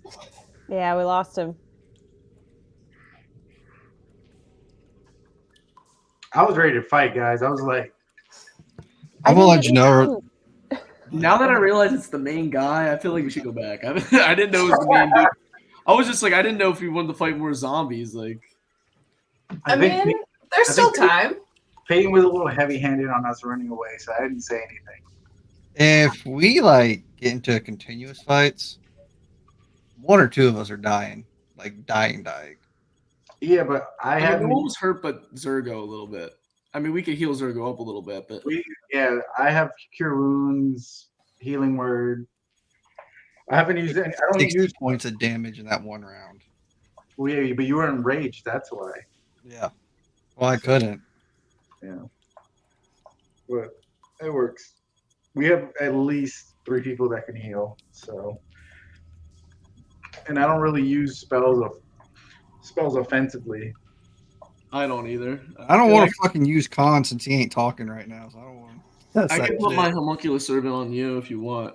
I only had it on Arlo because he has a lot of movement speed, but Yeah, and Jurgo, if you need like if you're like, hey, I need the rock back, like I need to talk to him, like I'll just boop, like give it right back to you because I don't know if that's the thing or not. Like, if you need it or okay, yeah, I just think he doesn't like him right now. And He's just mad. he's your grumpy. group of friends kept talking shit and wanted to get rid of me. He's giving him the silent treatment. I think we're all collectively doing that to our like patrons and pseudo patrons right now. No, not Bentley. Bentley is good. Fine so far. Just my unleash a patron crack in us on sucks. type. Yeah, I mean, she saved our lives though, and brought Jax back, and she's there's done always- all sorts of cool things. There's always a price. Yeah, eventually. Let's see. I mean, Puck's not really like a patron, but he's pretty cool. He didn't help at all when I brought him last time, though. Yeah, he freaked out. Yeah, he didn't do anything. I thought he was going to help, but it did not work out that I way. think we should use it I've for like heard. social situations, not Yeah, battles. yeah, not a. Well, and I went back and I read the sheet that Peyton sent me, and like the first thing says not a combatant, and I was like, oh, Shit. I'm just dumb. I just There's another body on the field. We're good. yeah. That's what I thought, right? Like he can do spells. It's fine. I probably would have missed that too, to be honest. Yeah, normally summons, you're like, all right, yeah, you're definitely going to come in and help us out, right? Yeah. Right? You're like, nope. You're on your own. To answer your question, Nikki, yes, Zergo can have a tail. So it's not always there. It's just like when Only you when want he it to be? rages. Oh, okay. So wait, Zergo is what is Zergo? Something Bugbear. bear, right? Owlbear? Bugbear. Bugbear. A bugbear. Okay, cool. Very cool.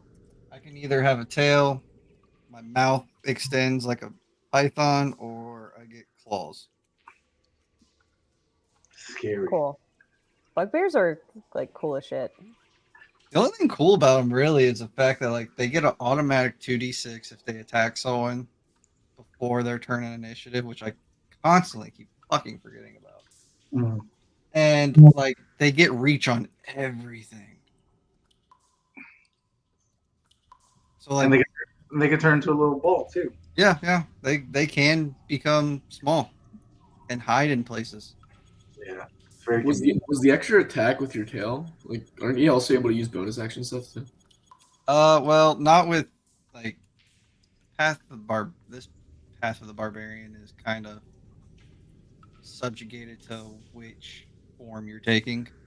So the tail, I get 2 attacks regardless with most of it. The tail, I get 2 attacks, but it's the only one that has a reaction, which can bump up my AC. Right now, I'm only rocking a 15 as a barbarian, which is kind of normal, but still sucks.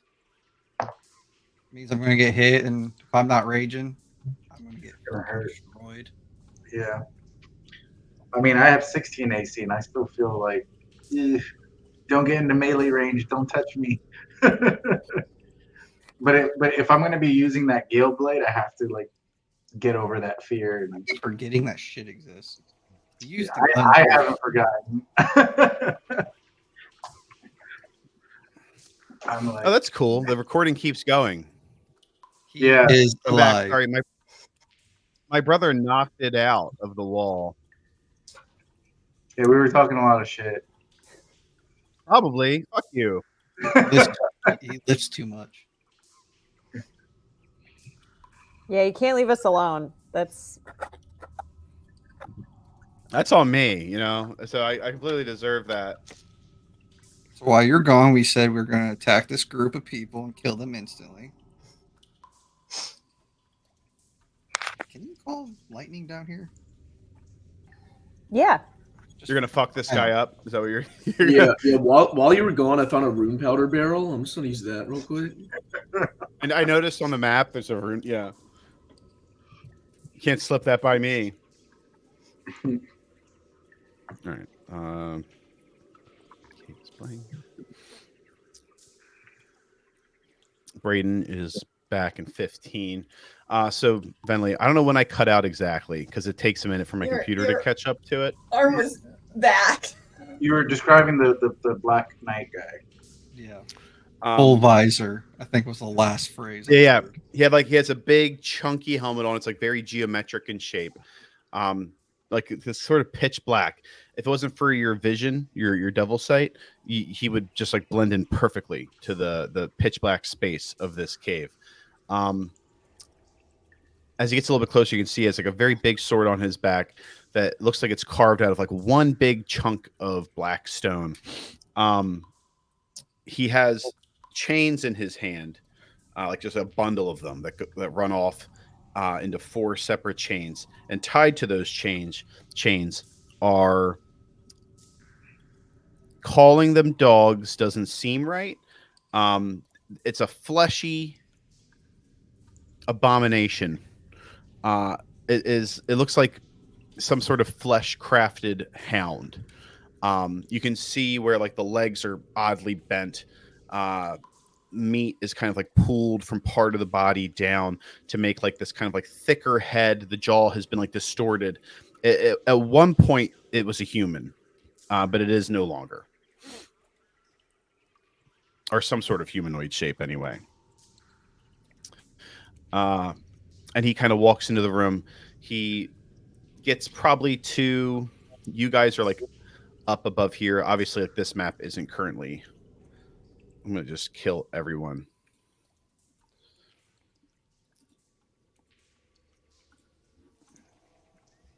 He gets to about here, right where that crystal is, like right in the center of the screen, sort of. He sees that the room is empty, and he does like this really high shrieked whistle that kind of like, it's not comfortable. It kind of buzzes in your ears, and the hounds all like get into a defensive position. They start backing up with the front of them facing the room, and he kind of pulls on the chains, and he starts backing out, obviously aware that something is wrong.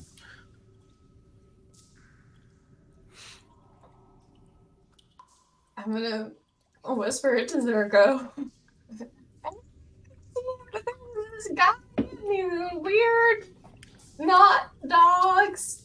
Should we attack him? Or no? Or tell the group and then holding the two. Be kind of a bad idea. These guys will definitely die. Okay, that's fair. That's fair.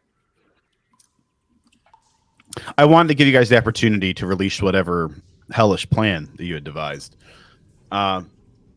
If you don't, he backs up, and then once he's gotten about 15 feet, he does like a kind of tug on the chain, and him and the dogs kind of briskly kind of start jogging. They get out of your sight probably about like when they're kind of adjacent to this mushroom growth. Finley's the only one that but you can see tell, this, right? Yeah, you can't see it. You're just in Okay. darkness. I mean, you might. Does bugbears, do they have dark vision? I don't think they do. I got do they? 60 feet. Yeah, you wouldn't be able to. I think at your at the height you had to climb up to get into perfect darkness. you wouldn't have been privy to really any of this, except for the sounds. You'd be able to hear the yipping and the snapping and the strange noises that were being created and the whistle.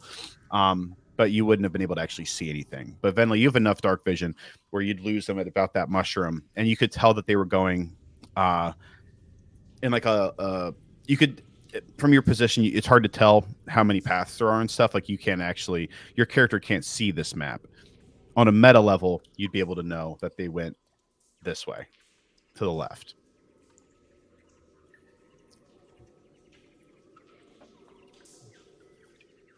Are they gone?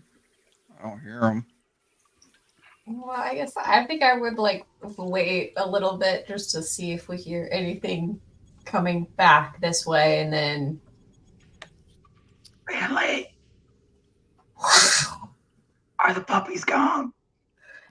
Not puppies! B's like, did they have like a nice soft coat by any chance?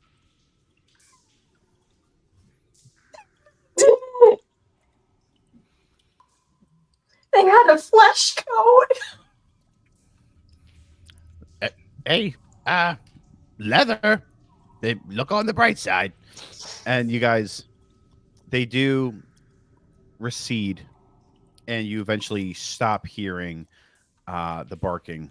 It probably takes about a minute before it's to the point where you no longer hear them at all. Once you're like made aware of them. I don't know about you guys, but I'm like a little tapped on what I can do. I don't know if we want to, like, I don't know what time, if we would know what time it was. Like, if we want to take like a rest or something before we maybe go. You got that real good. You got that real good natural 20 survival. It's the same day as that check, so I would say that you have a pretty good grasp on the time of day. You think at this point it's probably right around like 3 o'clock. Okay. I think that since we have some civilians with us, I think that we need to retreat. Mark this place down so we know where it is on the map, and then we can head back when we're a little bit more prepared to deal with whatever the hell that was. You guys think? I think it's now time that we also should talk to Captain Jet and see how he's doing. I'm worried about him, man. I'm tapped out. I can't. Well, that's what I'm saying. We should take a rest after we go out of here and prepare a little bit. Just so, is it per day or is it per rest? Because it's a slot, right? So it's like per rest. Per rest, yeah. Yeah. So we should probably rest up and then. Yeah, we could probably use the ring for that, just so that we don't use too much energy going into this again. But You know, if we could wait until maybe the one lady wakes up, we could try and interrogate her and maybe get a better idea of what we're getting into. That's an idea. She talked funny. I can use magic to talk like her. I can hear, try to understand the language too. I guess I don't know if I can talk back to her. I think I can just understand her. Yeah, I'm the same way. So So you guys gonna leave the cave system down here and go back into the jungle and try to set up a camp or something? yeah, I think that might be the best. just with the hostages, I mean, so what's the plan then? Are we going to leave the hostages outside, or should we bring them into the town and maybe get the galleon set up just so I don't know what you guys are thinking, but I mean, We're how still long? days away from the town. We're days away from the town. Yeah. So, Yeah, it's like 3 days. the galleon at like the fastest, Peyton was saying, is that it should be like 2 weeks if we put a lot of money towards it. So We already did a down payment of half whenever what's her name gets to town. Yeah, but we didn't give all of our money though, so I don't know if that would be the fastest they'd build it. It might be like 3 to 4 weeks because of the money we put down. Mhm. Well, they're not even at town yet because it's still the same day that we split. And no, I'm not saying that we can't keep these people out here, but then we need someone to watch over them. I don't think we should just leave them out in the forest. Fuck no, I don't think we should keep them at all. They might.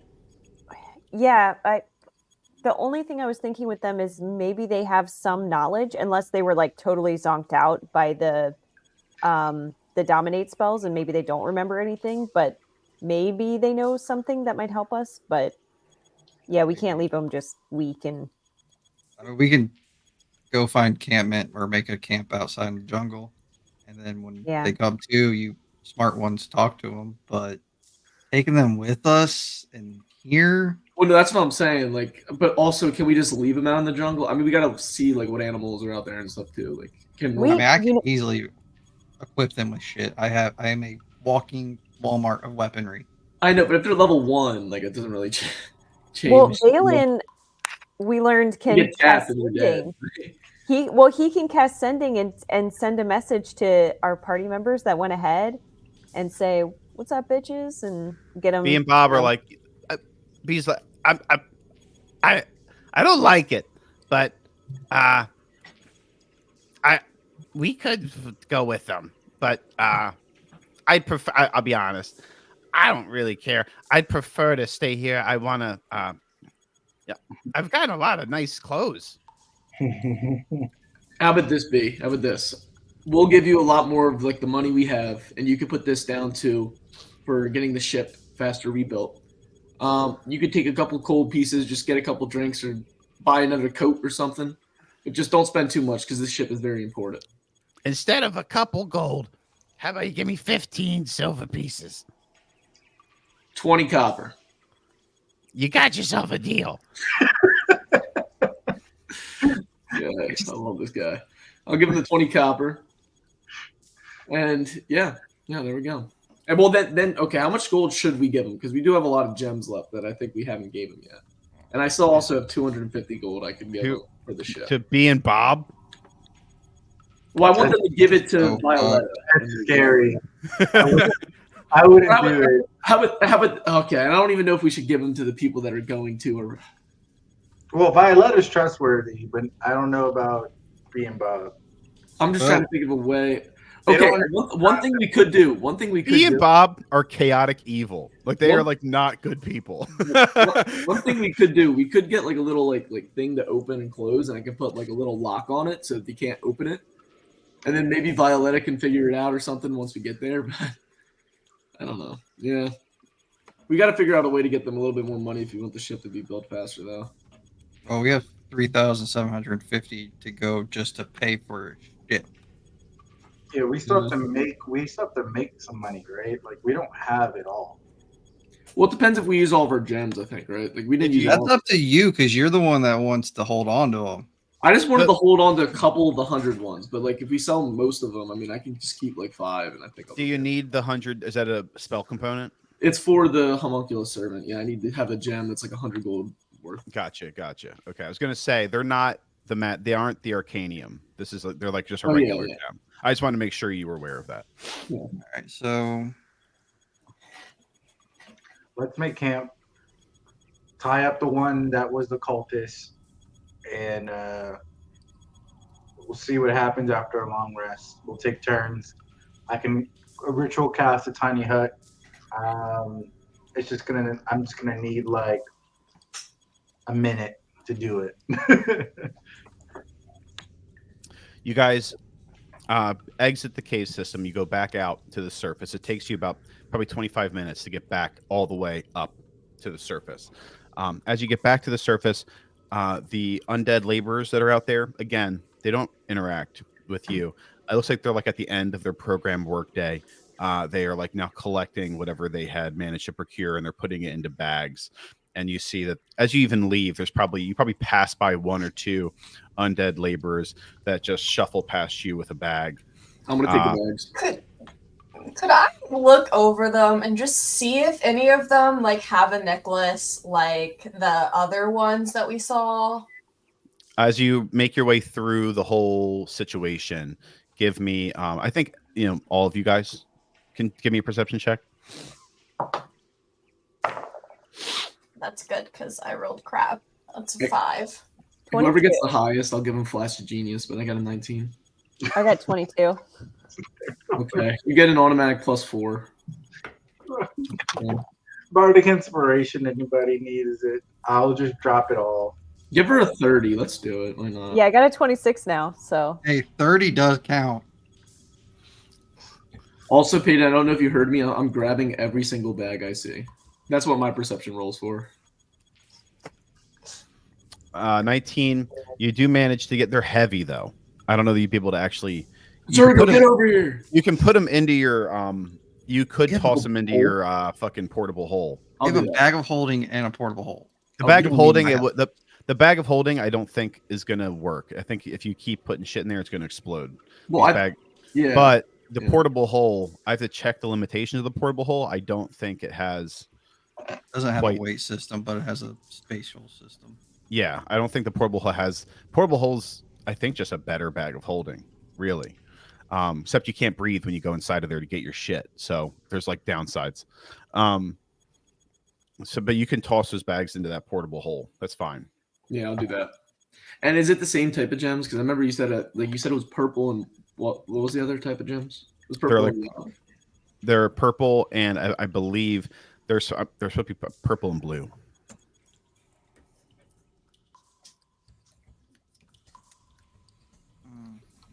And how many would I have in total in it? Like after these new. They're not of good quality. They've been they're chiseled, so it's small shards. They'd have to be distilled down. But you got 2 bags earlier, I think, and over the course of this little thing here, you'll get 4 more, which is 300 pounds. Just cut it down the middle, 150 of each, for simplicity's sake.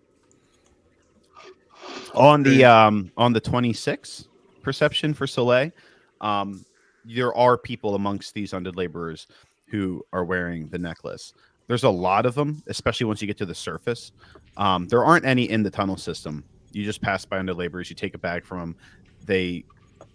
When you take the bag, they look kind of like fried for a second, and they turn around. They just go back up. So there's like 3 or 4 zombies just kind of like shuffling behind you guys as you make your way up. But as you get to the surface, of the probably about 30 people that are out there, you do find about 7 other people that are with a necklace. And these ones, these ones are like not doing good. They are like on the verge of actually being a zombie. They're they've clearly been the ones that have been worked the longest. Very gaunt, very any color they had would be mostly gone. They all appear to be youngish, like I said, between like 20 and 30 years old, male, female. Most of them are human or half elf, primarily. One of them is a Duragar, which is a little bit interesting. But that's it. what's a Duragar? Underdark dwarf. Oh, okay. Badasses. Venli, there seems to be like 6 or 7 of them that have the necklaces on. Do you think we should try to get the necklaces off of them? Oh, I mean, It's a lot, but yeah. Okay, I don't want to leave them like this either. Maybe we try one and see what happens. I don't know. I think that's a good idea. Just start with one and see if they collapse, if they just. Yeah. Okay. So I'll walk up to one of them that has the necklace on and remove the necklace. Pull the necklace off. The green smoke is released. They do have a convulsion. This one's a little bit more severe than the ones that you saw down in the caves. It probably lasts 15 to 20 seconds before during the convulsion, they do collapse and they're kind of seizing, and then they eventually stop. After the whole situation is completed, they are still alive, but you don't think that without some sort of intervention that they would wake Could from I, that. could I cast Spare the Dying on all of them? Like go around to each of them and kind of cast it to at least like stabilize them? Yeah, it would buy them some time, but you think that they're so far gone that that it'll certainly be helpful. But they like literally just need to eat some bread. Like these guys need like water and bread. They're beyond the point of Yeah. like just magical healing. Magical healing will buy you Could just give time. them the rest of my good berries since I still have. I Good think berries. If you have 9. some good berries, would be a clutch. Good thing we have a druid. Well, Zergo also can do it. You can make good Is it berries. Rune Carver? Oh, okay. All right. Hell yeah. Yeah. How many? I Good think berries. I've already casted it because Valen needed it. Yeah, Once we got to the shore because we kicked his ass and all. Yeah. Don't remember how many I gave you though. I think was it 1 or 2? I only had one. You only gave me one. Yeah, so I have 9 good berries. So So you'd have enough good berries to give everybody, actually, including the little drow girl and the human male that you procured down in the cave. You'd be able to give everybody. You have just enough to give everybody what is essentially a full meal. Um, so you'd be able to kind of pop that in there, kind of like you have to like manually make them fucking masticate, and then, yeah, you have to chomp for them, but that would definitely be helpful. That combined with Spare the Dying would be enough where they are at that point safe. They will probably wake, but they're going to need to be like rehabilitated. These ones up here are not good. They're going to need some they need like a doctor, you know. Okay, so we're gonna have like 11 people that we're gonna need to get back to town potentially. Me and Bob are like at this point, like, I know we had a deal, but we either need to revisit the term. I don't think I'm responsible enough for this level of responsibility. Yeah,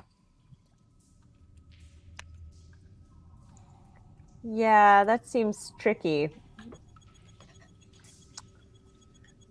Oh man. So wait, so the town is like 4 days away, right?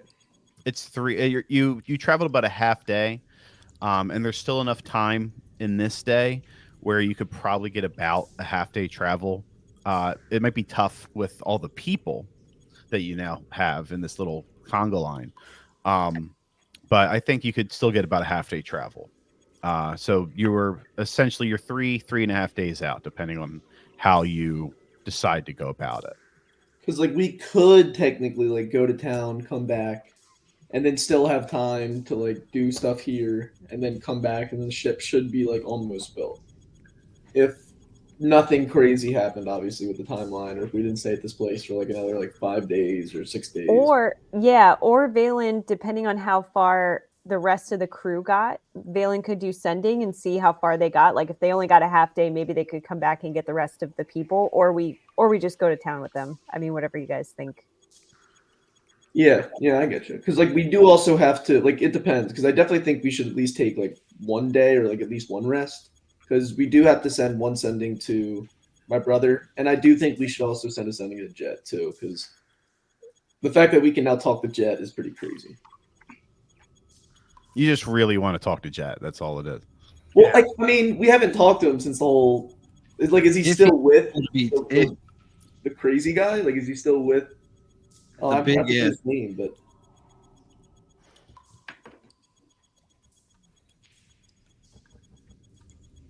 What were you going to say, Troy? I was saying the whole like talking to Jet is a big if. Sometimes sending goes out and they don't get a reply back. Well, that's if they don't want to reply. That would be like unless he is getting mind controlled or something, and then that'd be weird. But I mean, the laughing Jack guy was pretty weird, though. He definitely was. Yeah. I mean, I don't really know anything about him, but that means we're resting just for Valen to get level 3 spell slots and use them immediately. well, I'm saying if we went to town, then like we'd get him no matter what because we're going to town. Yeah, but if we true. went like immediately back into the cavern, then we really wouldn't be able to do that. It's whatever we want to do, though. It's just I don't think B and Bob should go with 10 people with our money. That just doesn't really. Yeah. Yeah. I think It doesn't I add don't up. think B and Like, Bob could sending carry spells the to money. 10, like I just don't trust that. Like I mean, if you ask Bean Bob if they can carry the money, they'll be like, "Oh yeah, we got it. No I mean, worries." it's like it's like a Pepper situation, though. It's 60 like, will we get it? something gems that they're carrying. Yeah, I mean, I think kind of the point that we have to wait for the ship to be made anyway, kind of regardless of what we do, I'd be cool, I think, with taking some time to maybe go into town, but I don't know what everybody else would want to do. Another reason why I was also saying this is because I talked to Peyton before this. He said if we put more money towards the ship, it will make it be built faster. So like right now, it's probably not going to be as built as fast, just because we didn't put like our full money down. But I don't know if we want it to be built fast. But Well, if you give them like the way I see it, if you like commission it, you go to the shipwright, you say we want a galleon, we have 7,500 gold up front. He'll be like, okay, cool, I'll put you on my schedule, and then maybe he's like, I'm building a ship right now, it's already raised up, we only have a few more things we have to do, it'll be done in a week, and then we'll get started on your galleon. But if you're like, here is 15,000 gold up front, or even like here's a little here's 500 gold just for you because you're such a handsome young man, he might be like, okay, get the ship down, we'll put up we'll get started.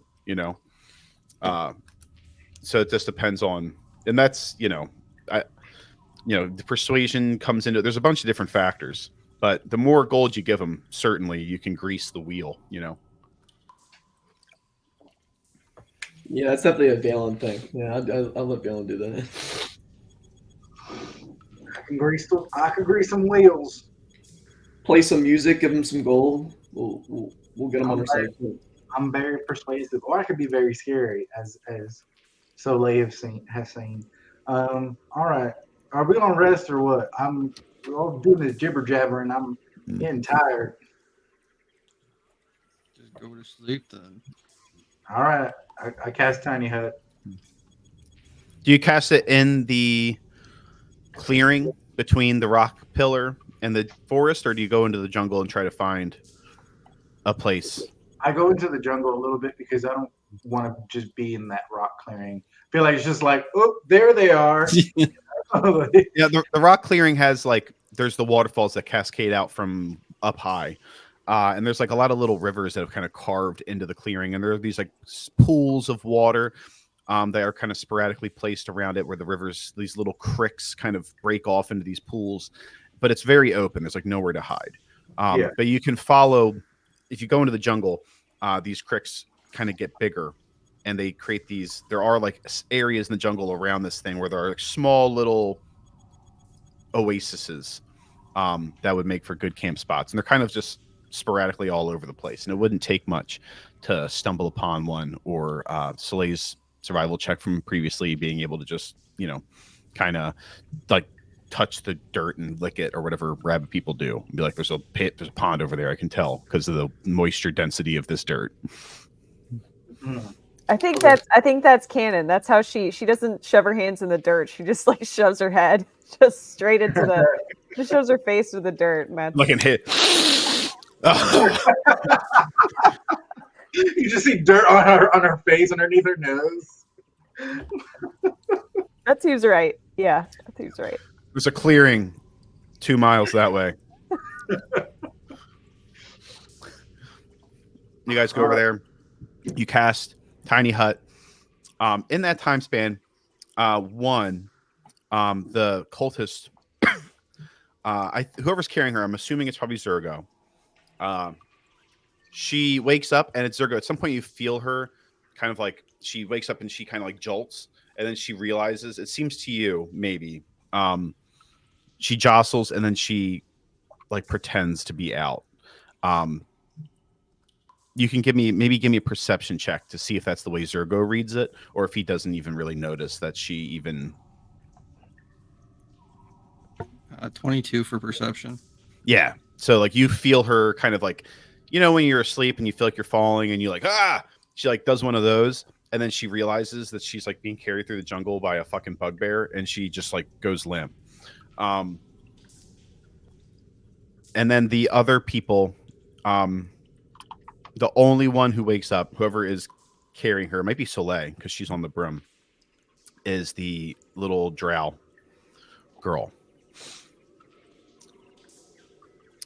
When she comes to, is she with you, Soleil, on the broom? Yes. Yeah, I think we decided she was with me. She comes to, and how is she? Is she like sitting like you're on a broom? So like, is she like kind of like? Do you have her like on your like splayed across your lap? Is she like tied with ropes to the underside? Is she over your shoulder? How do you have her? Yeah. She's just dangling from the bottom of the broom. No. No, I think I would have to hold her in some way, like hold her up with one hand and like hold the broom with the other hand to just sort of like keep her in front of me would probably be the best. She comes to, and then she kind of panics, and give me an acrobatics check real quick. Well, that was almost real bad. Okay. All right, 1 sec. 19 plus, you said acrobatics? Yeah. Oh, 22. Nice. She panics, and the broom just kind of jostles under you, but you do manage to maintain control of it. And she grabs onto you and kind of like just koalas you. She goes, she starts speaking in a language that you don't understand. She just kind of starts like rattling off very quickly words. And then she kind of realizes, she looks up, she realizes that you're not a drow. And then in this like kind of broken common, she says, talk me down. Talk me down. Yes. Hold on. And then I'll take her down to the ground and just sort of like gently help her off the broom and just like, I'm so sorry. I know you're probably scared. We tried to get you out of that awful place, and we're here to try to help you. I'm sorry if we scared you. You put her down, and she like kind of closes her eyes. She takes these deep breaths, and she does like this hand motion. She like waves it away. She says, "Is okay. Much appreciate that you helped me.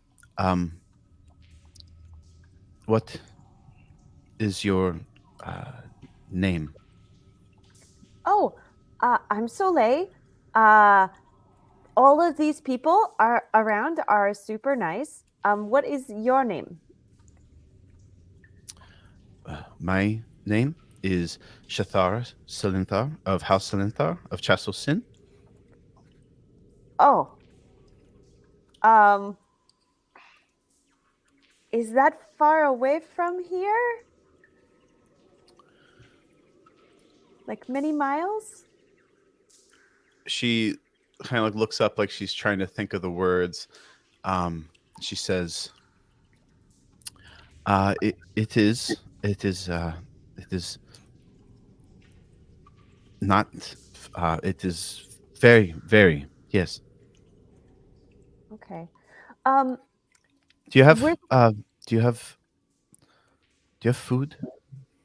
Oh, yeah, I'll give her whatever. I assume I have like maybe some bread or like some whatever we have left from, gosh, I don't know where we were last that I would have much food, but I'll give her whatever I have and water and share whatever I've got left.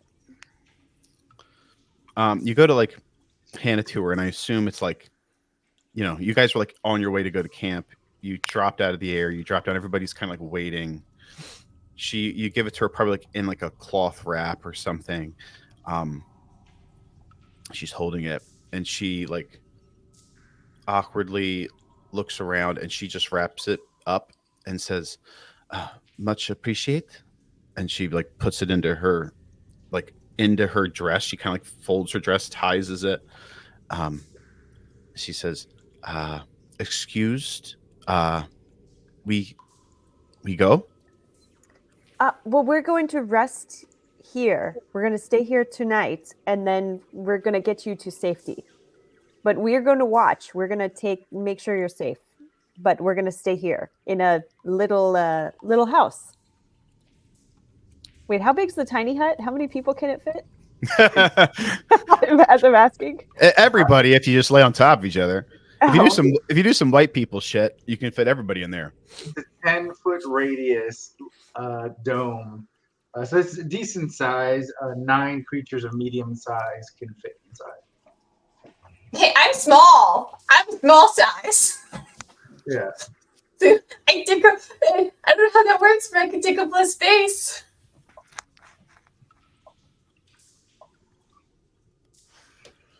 She points to your broom, and you can see there's like a little bit of like childish excitement that she like suppresses.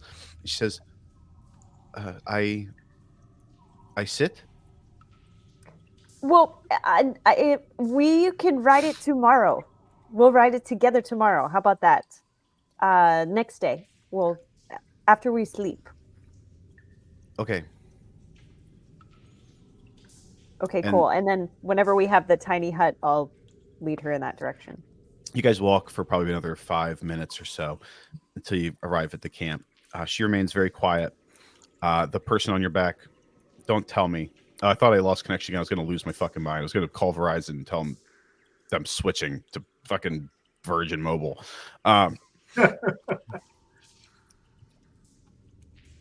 You guys arrive at the camp for about 5 minutes. The necromancer woman stays. She just keeps playing dead on your back, Sergo.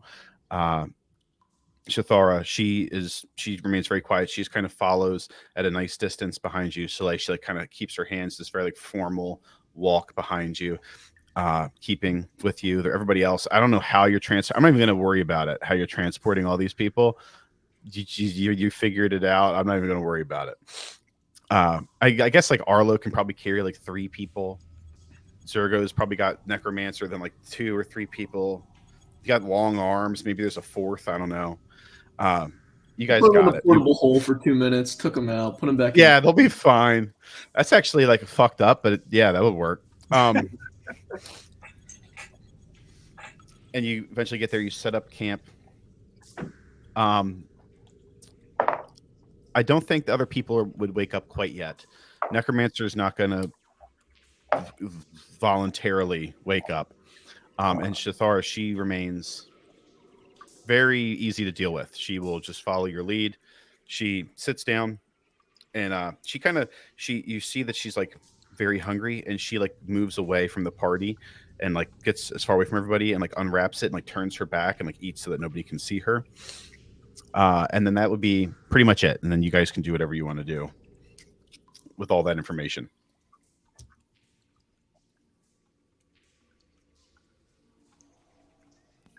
Well, Zergo's going to segregate the cultist away from all the, ex-slaves.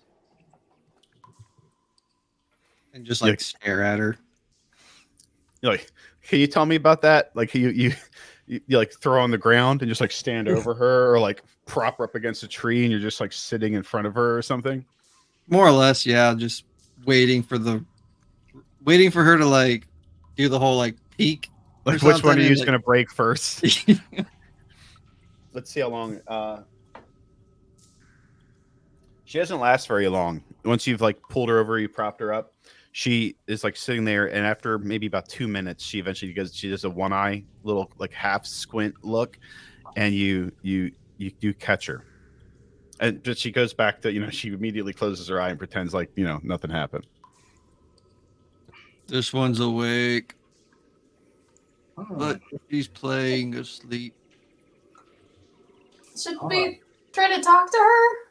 I think that's a good idea. I don't talk to her. Or She might have her reasons as long as she's not affecting us. Let's just keep an eye on her.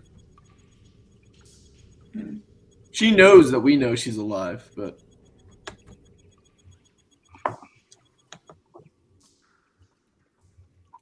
she's committed to the whole like what's it called? What are those little American possum? Yeah, possum. Thank you. Mhm. You were right on there. Thank you. I could try suggestion. I don't know if she can understand me, but I could try it. Sure. She got a 12, which is it's a fail. Yeah, still I would say you really want to talk to us. We're super cool, so like tell us everything. Her eyes open up. She sits up. She says, "I'm Marianne. I'm from Gold Shore. My a woman I met and a man. They told me that there was drinks. There was a lot of fun. We were hanging out for a long time. They invited me to come see what they were working on. I came and joined this cult. I killed 3 people. I learned a few spells. I have raised several undead, and I'm completely innocent." And then she sits back and she smiles, and then like the suggestion ends, and she like. Thank you. That was very informative. I appreciate your service.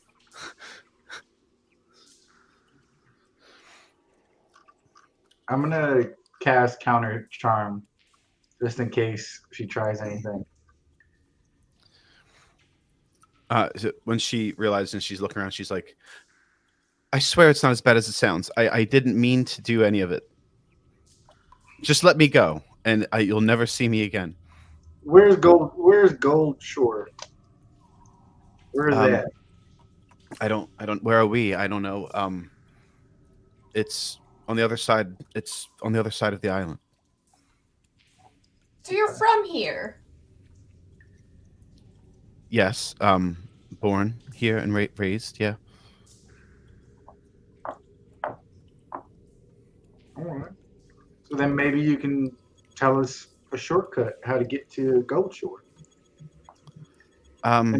There's just there's a road through the jungle. A footpath. But I don't have any. I don't know any. I don't know any shortcuts. If I did, I would tell you. What if we let you go? Are you gonna just go back to your cultist friends, or No. what do you? Once I when I met Melisandre, um, she introduced me to this man. Um, he had gold and influence, and we and then they invited me to come see a project they were working on. And once I came here, I there wasn't I that was it was that was I couldn't really. And she kind of trails off. And then a couple seconds later, she's like, I I wouldn't have done any of that if I could have made that choice. You couldn't leave once you were here? I could have tried, I guess, but there's a lot of them down there, and if they caught me, I would have just ended up like them. Can I run an insight? Oh, sorry. Can I run an insight? Yeah, you can. I'll give her Flash of Genius plus. I just want to see if she's actually like feels any I kind of wanted reward. to do that so bad, but my +1 ain't gonna get shit. Yeah, I got a 17. So With the +4? Yeah. You feel a little bit. You feel a little suspicious of her. Can I give her guidance on top of that? I don't know if that's like a thing. But... I don't know. I have to look. It depends if this counts as like a 1-round thing or if this is just because it's technically out of combat. But let me see. Let me read it and make a decision really quickly. Level 7.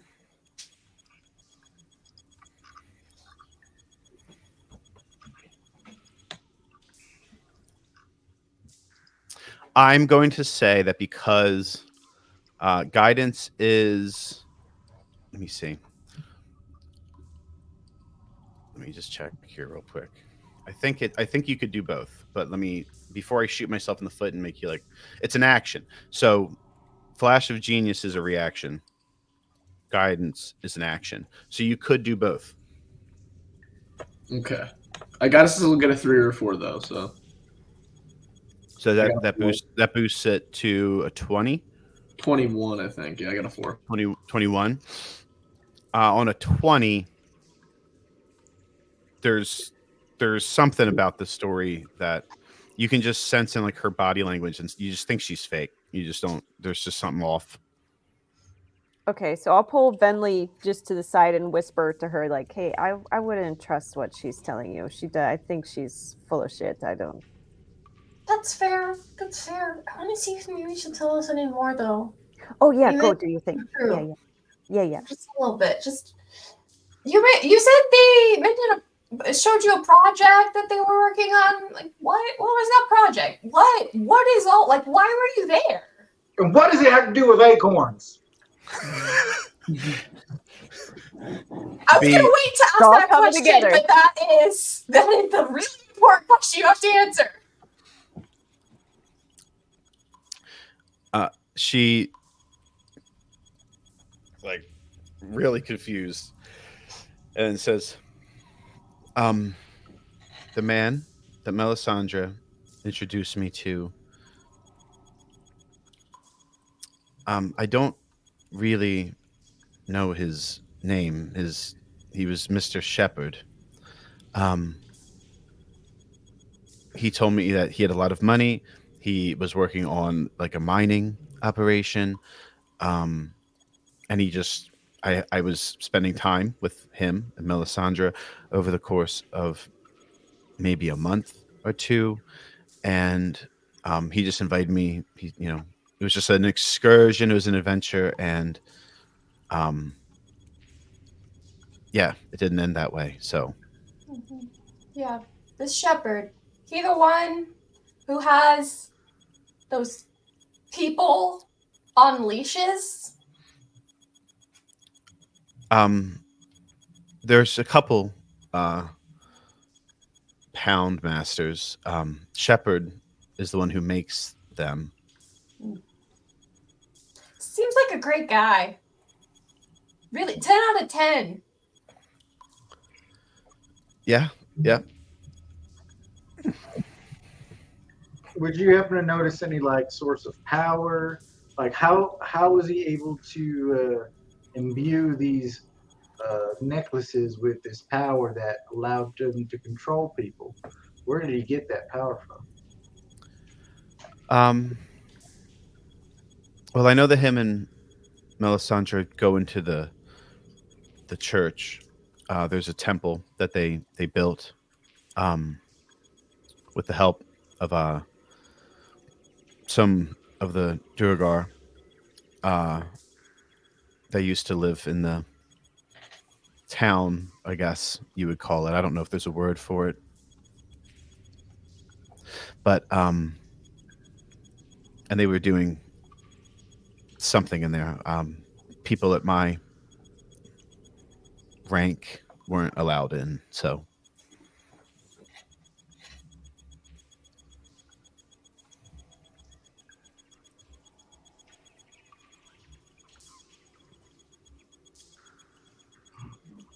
What about the other location? One we didn't take. the one you can you I'm elaborate on talking that to the Brent? party. Okay. Because they're going to give a fuck about this. Just smart people ask other questions. The one where we saw the symbol. I know what you're talking about. I got you. The one east, yeah. The one that's east. Yeah, what's down that passage? What does that lead to?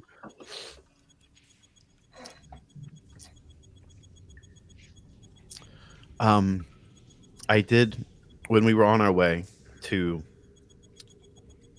the rock. He did mention that he had another operation somewhere else on the island. He just kind of referenced that way. Um, I wasn't there. I think that they're both connect. I do believe that both locations are connected by tunnels. Um, but I don't really know. I did uh, I did hear him mention uh, this site, the one that you rescued these people from, uh, was the mining operation, and he said that the one east was a forge, I think. A forge for what? I I, I don't know. I'm not sure. The forge does sound interesting. Jackson's like, oh wait, you guys, Fuck that town. you guys are craftsmen, huh? Um,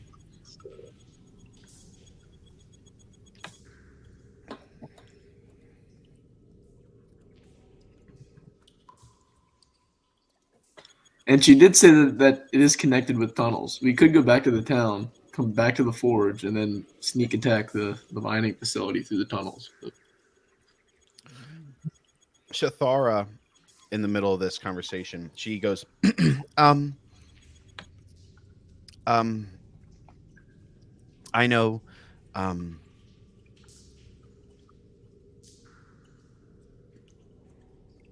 place where you found me. I'll cast comprehend languages and tell her it's okay. You can say it however you best understand it. I can understand it. in your native tongue. She just goes ahead Yeah, and that's tells the you. word. Yeah, that's the one. She goes ahead and just tells you that the city that you found her in is called Umbra Seal, and that to the east, there is another smaller town um, called Coldor that is a Duragar town. They're famous in the Underdark specifically.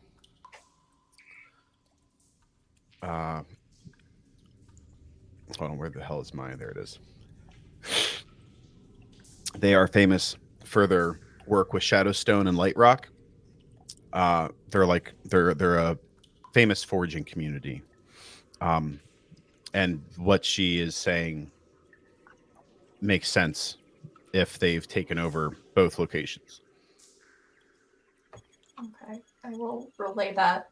I'll translate. I'll interpret. interesting. Okay, so I could actually forge some of these stones. Then it seems like if I went over there. Okay. Oh my God, Jax! And you I just- got 6 bags of these things. They're 300 pounds. You want to carry 300 pounds, Valen? No, I don't. I mean, want I guess that. I don't because it's in the portable hole, but like, it's mentally weighing on me, Valen. Okay. Fine. Shathara, she comes up to you, Venli, while they're going back and forth, and in her common tongue, she tells you, she points to the Duragar. She says, "He's from Koldor. Um, he's a famous smith. He might know more when he wakes up." Okay, that's good to know. Thank you. This is You're welcome. much appreciated. Yeah. Um, She, Mariana, the cultist, she says, "That's all I know. I know that what I did was I don't really want to think about it. I don't expect you to take pity on me. If you just let me leave, I'll return to Gold Shore. I'm gonna just try to save up some money, get a boat, and get as far away from here as I can." Can I? Yeah, I'm gonna do it. Can I cast? Can I cast divination to the heart tree and ask a question?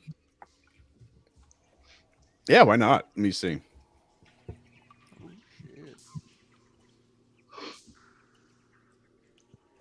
Okay, sure.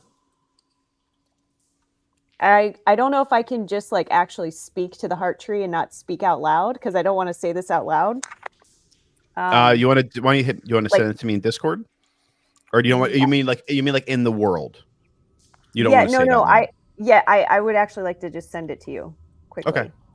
Quick question. All right, go ahead.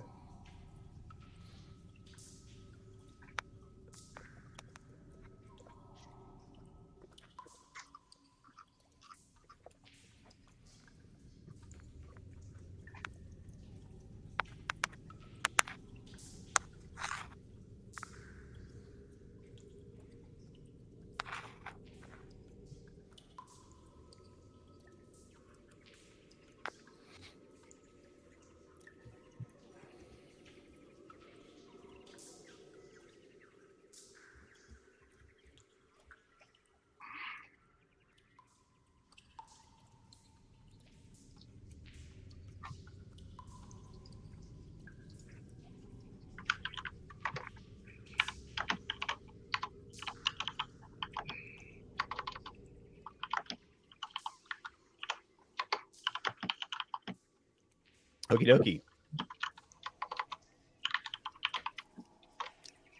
Okay.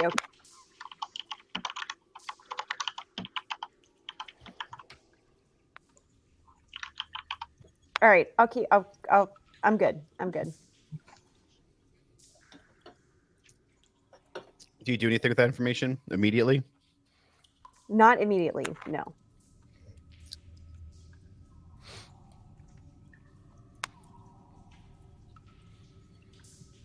What do the rest of you want to do? I don't know about you guys, but I don't particularly want to let her go. She said at the end of everything that she did that she was innocent. Yeah, she's Oh, not she telling said the she truth. killed people, so that's Yeah. B chimes. He's like, yeah, accountability. You know, That's right, B. You tell her. he says, you know, Marianne, earlier today, I stabbed a perfectly good dwarf right in the back of the neck, and I shaved off his beard. And you know what? Fuck dwarves. That's accountability. You should try it. Wait, is she a dwarf, or is he saying like just, In general, he killed that dwarf earlier today. and he just okay.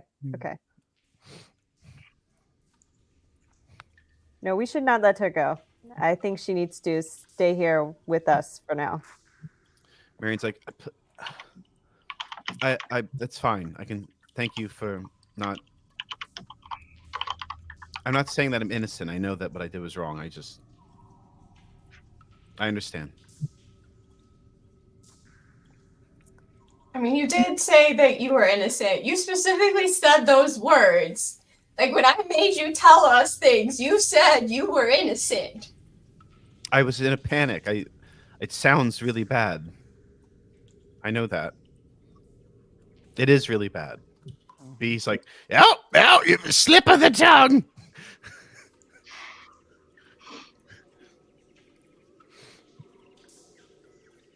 Regardless, Wait, you're so staying does this with mean us I for can't now. kill her because she just said she was innocent? Like, how does this contract work? Oh, No, she's not innocent.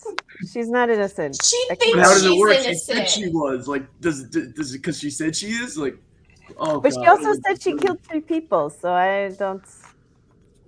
I think it means she thinks that she's innocent, which means she thinks that that's fine to do. That's Are my you done personal talking with understanding. her? Yes, I am. I don't know about I- anybody else.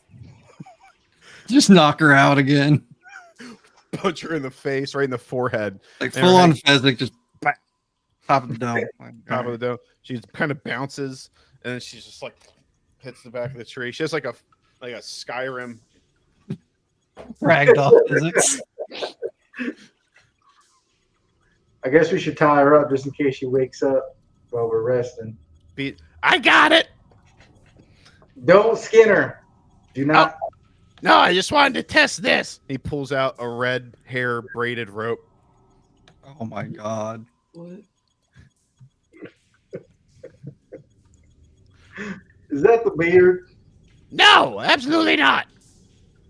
Just a Okay. different set of long red hair that you have? You know it. Stop asking me so many questions. Come on, Bob.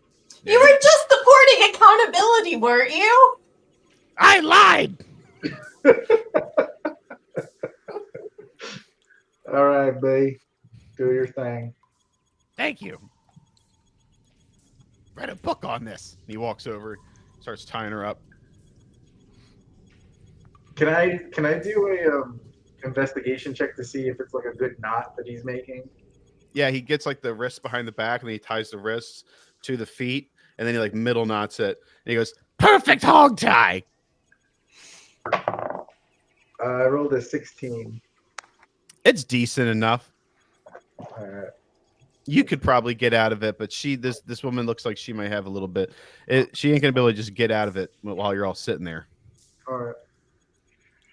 All right, guys. I think it's time that we come up with a game plan. We're gonna take this rest. We're gonna talk to Captain Jet in the morning. We also need to give your brother Jack's updated timeline as we know more information. So realistically, I only got like 4 chances at this, and then I'm tapped out again. Yeah, we are going on a 3-day trip, so I mean technically we have like 12, but like obviously we don't want to use all 12 if we can get it done in like 2 or 3. So. Just remember, it's 23 words or less. One thing I wanted to tell you, like it's gonna be hard to do this in one message, but we can tell him it's gonna be 6 weeks, and we could also tell him like the location of this island if he wants to come and talk to us sooner, like if he can get here, like without us traveling the minstrel. Okay. That So like works. maybe he can come here, get here in like 2 weeks, 3 weeks, and then we can just talk to him here. But I don't know how we do that in 23 words. I mean, we know the name of the town now, so just be like, Meet us, like, I could just be like, hey, bitch, meet us in Goldshire. exactly. Well, Oh, I think In add- Gold- did you ever know this island's location? Like when we were coming here, like did the prince ever tell us? You know that you're just south of Baylock Island, Okay, and the island itself is called Yamie, and it would show up on a map. Yamie. Okay, I don't know how to spell that, but we'll say that in the. Okay, that sounds like a good plan. All right. Who's doing shifts? Because we definitely need to do that. I mean, I only need 4 hours, so Yeah, me too. So just I split can the take- time. So then that means you guys can be second watch. I can That works. take a shit, but somebody probably wants to take it with me with my lovely perception rolls. Yeah, I'll take it with you, Bentley. all right. Give me perception in whatever order you think you would take your shifts.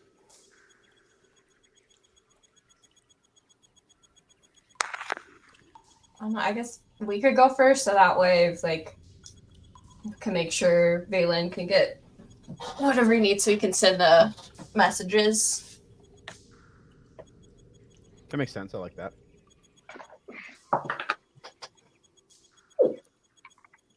It's not the worst thing I've ever rolled. I got 16. You don't get there is obviously wildlife. Like at one point you see like a pair of eyes through the bushes kind of watching you. The underbrush kind of you hear the rustling of something. It sounds pretty large, but there's enough people in here that whatever it was decided against it. Later on, probably towards the end of your shift, Marianne wakes up. You hear her kind of struggle for a bit before you hear her kind of flop onto her side with a little bit of a grunt, and she does eventually end up just falling asleep hogtied like that.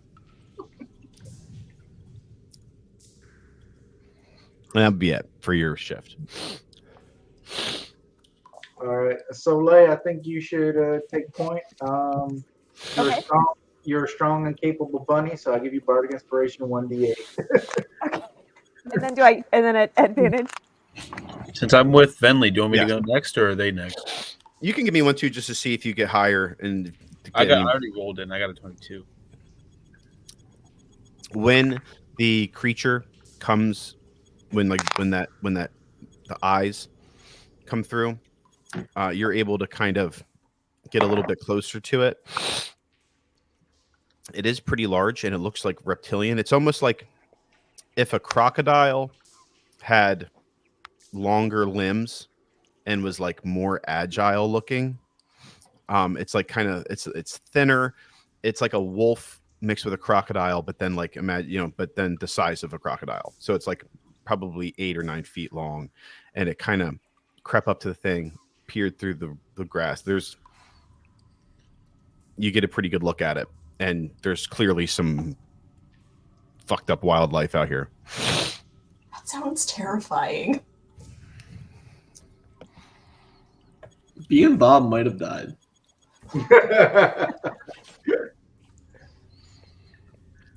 B is a level 4 rogue, and Bob is level 2 ranger, level 2 rogue. So maybe. Maybe. Damn. I didn't know they were that strong though. Good. Yeah, they're kind of tough. They're kind of tough. Yeah. I rolled a 7 perception, and then Soleil, you have a 1d8 for your roll. I got a 19 plus with the 1d8. 19 with the 1d8 or 19 plus? Yeah, 19 with the 1d8 already in. Yep. During your rest, you can kind of see through the jungle towards that pillar. Valen, you're maybe kind of like anxious about contacting Jet and stuff like that, and you're kind of in your head, maybe like in that meditation state, and you can hear the sounds of the jungle, but nothing that's so alarming that you like snap out of it. Soleil, during your watch, where you're watching,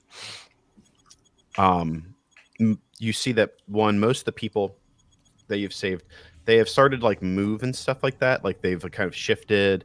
There's some sign of life in all the people that you've rescued, but they're still restful. You suspect that maybe they'll wake up in the morning, or like maybe sometime towards midday tomorrow. Besides that, you can still feel that pressure in the earth from the heartwood tree. Pretty profoundly, like just like in your feet or when you're sitting, you kind of feel it like coming, the vibration of it. Probably because they did first watch, they probably ended around midnight. On your watch, towards the end of your watch, closer to like 4 or something.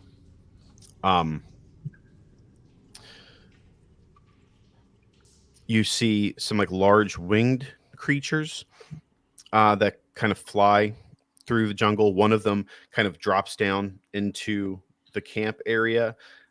You see it kind of panic a little bit and then like kind of fly back up out. And then there's just like kind of a rushing of a lot of these things. With that perception and your natural hearing and stuff like that, it's probably somewhere like 20 or 30 of these like pretty large bat-like creatures.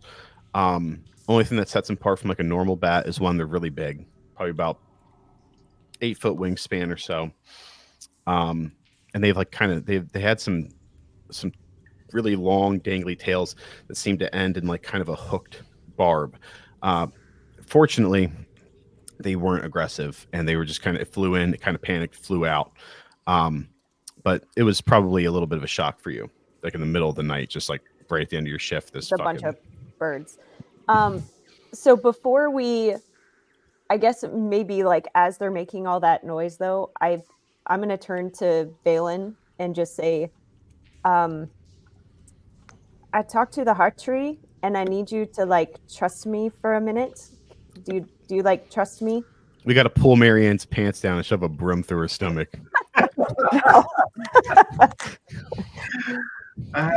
Sure.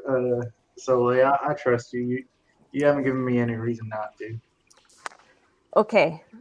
So I'm gonna turn to Marion and I'm gonna use Vine Whip from my staff and try to like plunge it through her heart. Like take her out. I'm not gonna make you roll for it. You kind of bring your staff up, you kind of put it on the ground, you kind of like slam it on the ground. The dirt kind of like ruptures as something kind of comes out of your staff and goes through the earth. And without even really knowing, her back is kind of turned to you, and she's, hog-tied and sleeping. You see an eruption from the earth. It goes through her. She kind of goes like that. It pulls back out, goes through the ground, and then she, collapses and doesn't move. Is she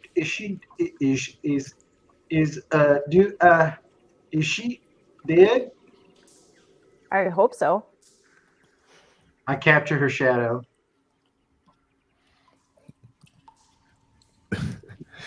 Okay.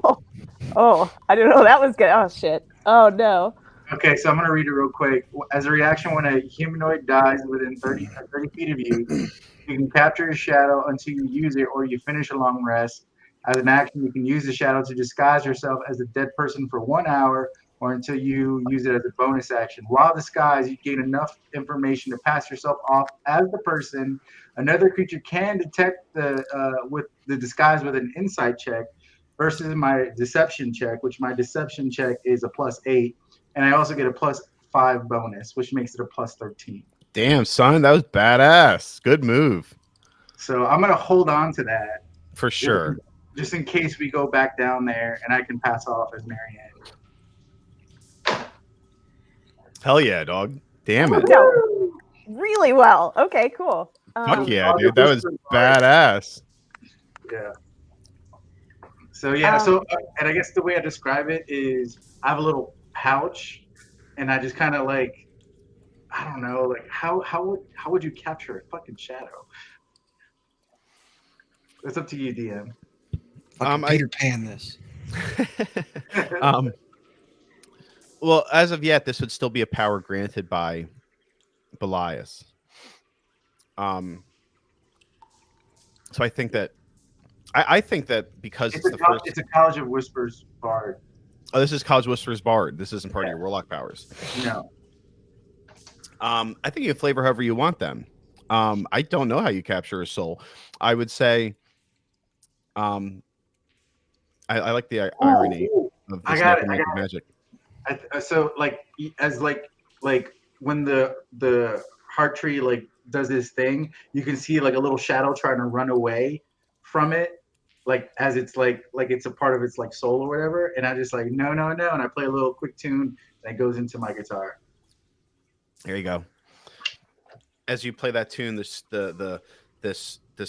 piece of her soul that's kind of like been summoned into existence by your magical presence gets pulled forward and then just kind of like enraptures the strings before disappearing. Ooh-wee. Well, I've never done that before, but that was fucking cool. I've never seen anything like that before. I wasn't, Don't worry, it doesn't come from my patron. This comes from when I went to college at the Bard School. Many different, colleges, if you will. And so I kind of like. Oh, they taught you that in college. That's a Interesting school. They give you dead bodies to test on in college. That's okay. Interesting. Yeah. Before my Navy days, So, but yeah. Well, I thank you for trusting me. I didn't want to really do that, but it was necessary. No, I get it. She couldn't be trusted. She committed foul acts, put people against their will, and I know where you stand with that, with Vincent and everything else. So no, I'm totally okay with that. If whatever story you want to spin, or you just want to tell the truth in the morning, I got your back. Yeah, there's no reason to hide it. It just wasn't something I wanted to do publicly. I would rather do it discreetly than in front of everyone. I understand. Better than a broomstick up somebody's chest. So yeah, that was a little different flair, but I do have I do love the theatrics of it. That was very, very cool. So as long as you don't do that to me when I'm sleeping, I think we're no. You're fine. You're fine. All right. We could throw her to the lizard. Or the eye crocodile thingy, not the lizard, but Oh yeah, you won't attack us. Like big he'll ass crocodile. Yeah. You Yeah, feed it. You get a crocodile puppy. Yeah. Jack things Ew, is riding. crocodile. As you guys finish your conversation and you're getting towards the very, very end of your watch, Valen, as you return to like your meditation, or maybe at this point you're awake or whatever, you start to hear singing from the pool of water in the middle of this clearing. I'm gonna ignore it. You ignore it, and it gets louder. Oh fucking hell. It'll continue for like it gets louder to the point where it's like, you could, I mean, like, I'm not going to be like you can't ignore it, but it's Mhm. the point where like, you can't not hear it, right? Mhm. Do you continue to ignore it? Yeah. All right, Yeah. wait, make a wisdom saving throw. The one thing I will say, I did tell Valen that I wanted to wake me up when he does the what's it called, the sending stuff. I don't know if that's soon, but I did tell Valen to wake me up once. Could I cast counter charm, and it gives me advantage on saving throws For charms, does for it charm. also For charm. does it say specifically charms, like charm, just the effect charm? Yeah, it says counter charm. Where's counter charm? Counter charm. During that time, you and a friendly creature within 30 feet can hear you gain advantage on saving throws against being frightened or charmed. That would work if it was a charm. Fuck. Hold on. I think I have something else.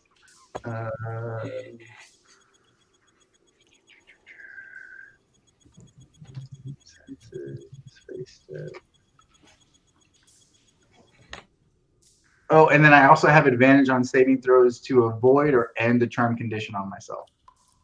But It's not a charm. I'm so sorry. fuck. Come on. Roll a 4. The music gets this song, this like a lullaby. You ignore it for a solid probably 10 minutes before it gets so loud that it's just like crashing in your mind. Soleil looks completely unbothered.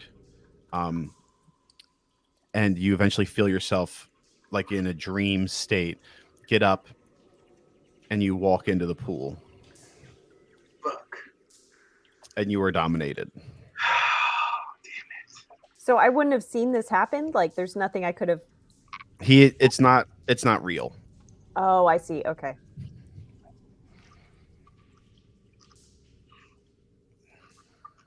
All right.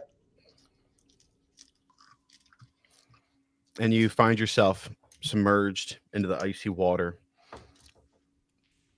then surrounded by blackness as you feel something kind of coil around you and pull you in. And you hear, "Where have you been? It's been lonely. I've missed you." I've been busy. You know, stuff happens, and then then I got stuff to do, and then I gotta capture shadows, and do all that kind of stuff, and then it's hard work being like the leader of the group and the face, and I'm just kind of overwhelmed and busy, and then I just been busy. You feel the coils in the grasp tighten. She like pulls you in to her chest in this like threatening but sensual embrace. It's not comfortable.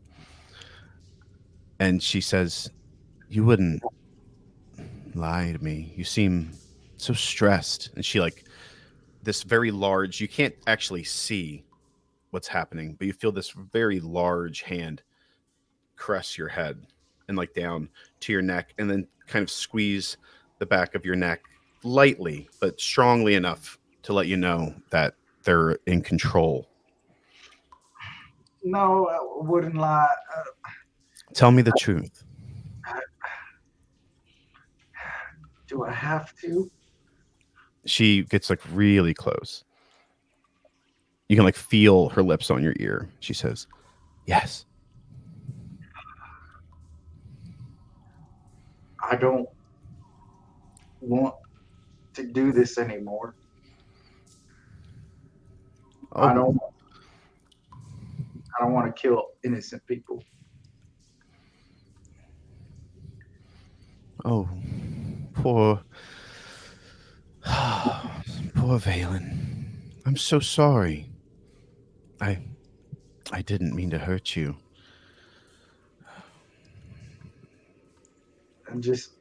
I'm scared of what I might become if I just do everything you want me to do. I feel like I wouldn't be me. I wouldn't be Valen. And I know that what we're doing here is so I can get revenge, but when we were in that tower, I saw my family again. I saw my mama and my dad. I I don't think they would like what I've become if they saw me now.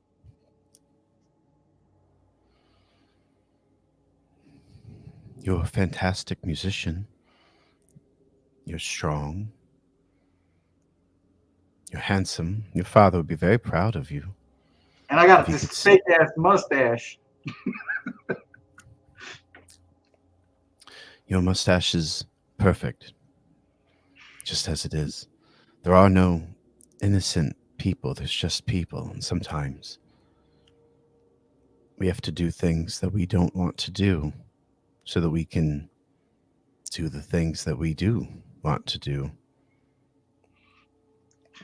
Can I just say then I don't want to hurt my friends. I don't want to hurt my Captain Jet or Zergo or Venley or Jax, Soleil, Arlo. I don't want to hurt any of them. So please don't ever ask me to do anything to them. She kind of loosens around you, and you feel whatever hold she had on you magically disappear. And she says, Valen, I would never ask you to hurt any of them.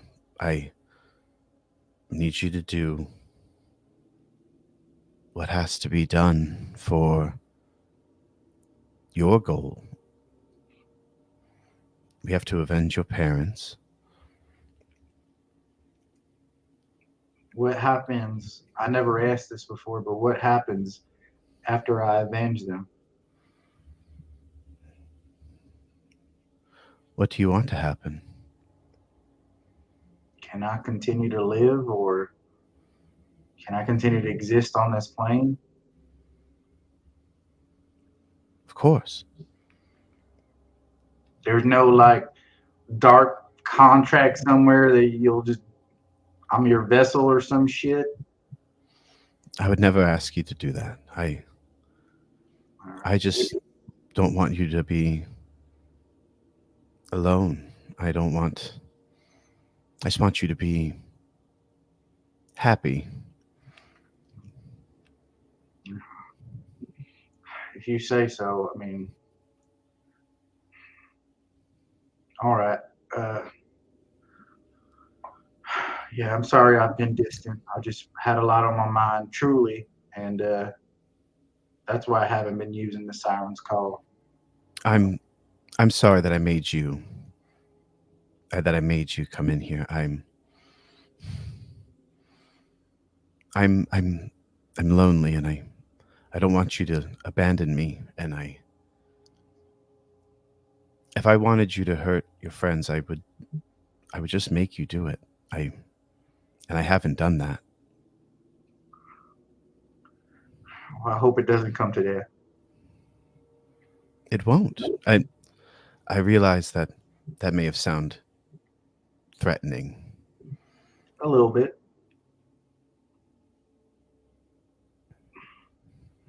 This comes from a place of love. I want you to succeed. I also want you to know that you're safe. If I wanted you to hurt them, I would just make you do it. That's reassuring. All right. Well, can I just get back to them now? And if I have, wait, I do have a question. Have you ever heard of Gibraltar?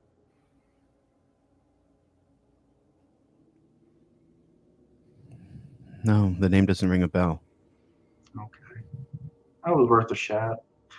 All right. Well, if we're done here, I'd like to get back to my friends. This is all very wonderful and fine, but we got a job to do. All right. Be safe. Um, bye, bye, good night, whatever. She gives you like this really awkward embrace. She pulls you in really close to her chest. She kisses you on the top of the head. You can feel, the size differential. Like you can feel this sense of being consumed. She's so large that if she weren't kissing the top of your head, she could just as easily open her mouth and swallow it. And she releases you from her bosom, and you feel the tides pull you out until you're back sitting probably 15 or 20 feet away from the little water pool. Oh God. Oh, what did I do? That's all it takes, right? One night of fucking vulnerability, and you got to pay for 18 years of fucking patron support. It's fucking bullshit. Anyway, Are you saying that out loud?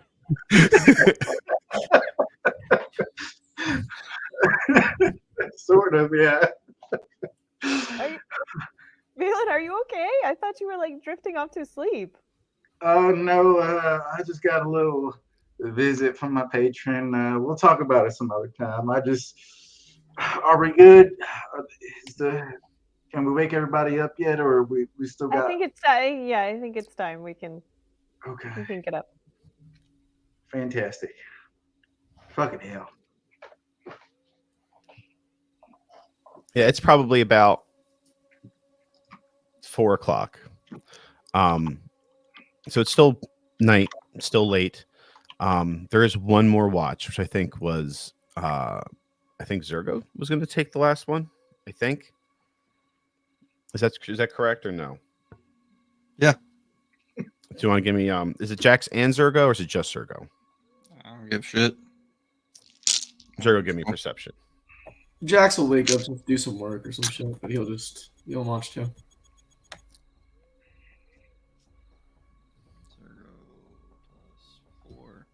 23. On a 23, that's pretty good. A 19, I rolled guidance. I got a 1. So 20. We got some very watchful folks out here. Around 4, probably about an hour after that, 5:00, the sun starts to rise. So the sky has like an orange haze with like the purple, on the other side of the sky. It's starting to warm up a little bit. There was a kind of a cold breeze, this ocean breeze coming in, wafting through the trees. It's pretty quiet as the day kind of rolls on. I think probably right around 5:30, you would see the Durgar gentleman start to kind of shift, and he's like muttering to himself, and he's kind of panicking. But then he does eventually stop doing that and fall back asleep. And then I think around that time, like 6, people start waking up, like B and Bob and maybe some of the party and stuff like that. And at this early hour, nothing really happens. And notably, you, Sergo, there's still a lot of quiet for you. I'm assuming we also see the cultist fucking dead. Oh yeah, 23 is really high. Let me roll. I think on a 23 you probably do. You do. I think you would probably be able to see the fact. like on first inspection of her, she might just look asleep. But then as the sun begins to rise and more color comes in to the day, and you're like not seeing in shades of gray, I think you'd be able to see some red kind of going through like dampness, because she is wearing like a robe too, so she has that black robe on. But I think you'd start to see like a wet spot on her back, and then maybe even like on the ground, maybe a small bit of blood that is just barely kind of peeking out from underneath the robe. That would probably be, yeah, I think that probably lines up. Probably about 5 or 5:30. You would notice that as the sun begins to rise and color comes into the area. Zergo, not bothering Jax, just goes over to the cultist and like props her up against the tree. That way everyone can see that she's dead now. So I'm assuming she has a hole in her chest, right? Yeah, when you flip her back over, and then the robe is like kind of, it's like one of like tie at the neck kind of thing, so it's like open this way. You definitely can see that like there's a hole blown out. Pretty small though. It's only like it's probably on the end. The back hole is bigger than the front hole, which I didn't like saying that, by the way. I was gonna say that's what she said, and then I felt like maybe that's too much. All right, we gotta get off this island. It's about holes and acorns and shit. No. No, he doesn't really care. He's just more like, oh, she died. Okay. Zergo, do you think we should hide the body, or should we just leave it there? Well, I mean, she can't hurt us now, right? And he pokes the body. I'm more talking about the other people that are with us, but I mean, I guess that we can't be worse than what they had before. So I don't know, but if she hurt them, they might be happy to see her like this. True. Yeah, we don't know exactly what she did, but yeah, true. She did also kill. Kind of shows that we don't like them. So maybe they. That is true. Talk to us more. B wakes up. He comes over. He's got like little tiny pants on that are made out of some strange material. Hey.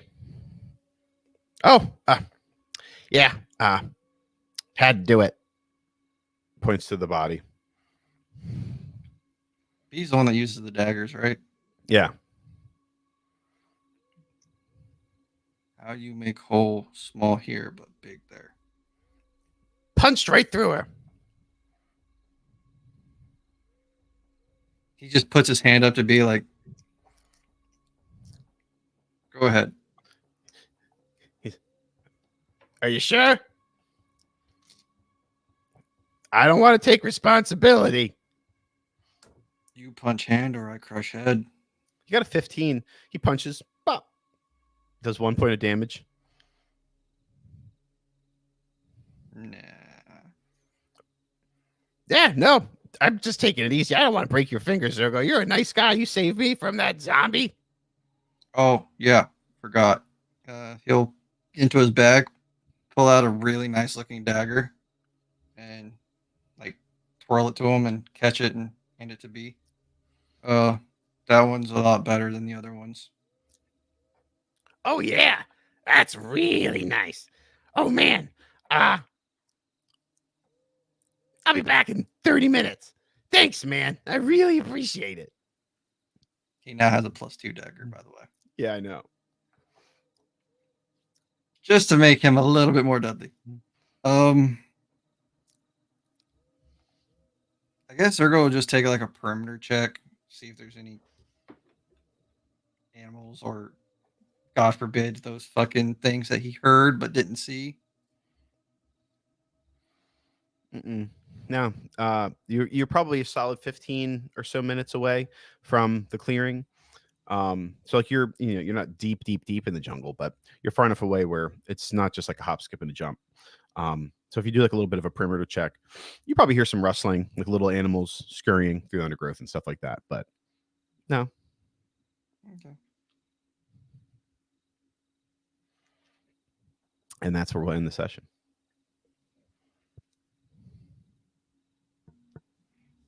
No, I wasn't about to get into my patron bullshit. I was like, do I want to? No, I don't want to. You can't. He's depressed. Oh, He ate a fucking harpy. poor Khan. We hurt its feelings. How do you He's hurt a very demon like Abyssal Lord's feelings? He has none. I'm forgetting to love it.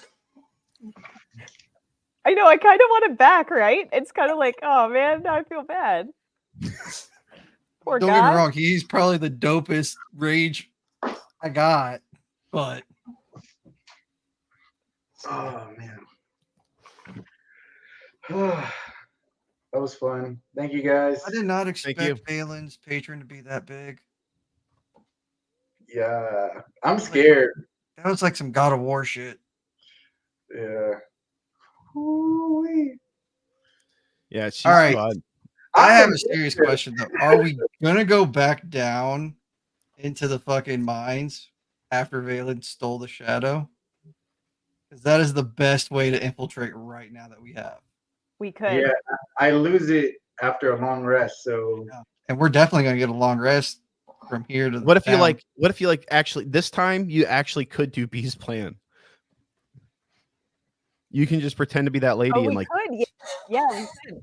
We could this time. Yes. oh yeah. Fucking, oh my god, I forgot about that. Yeah. yeah, You can't have BB right though. That's the problem. yeah, no, I agree. That would be Fucker will bad. never let us live it down. Yeah. Yeah. No, I'm excited. I think that was dope. You have a ticket right inside. I totally forgot that I had it because I'm like looking through my features and traits. I'm like, holy shit! Like I got that level 6.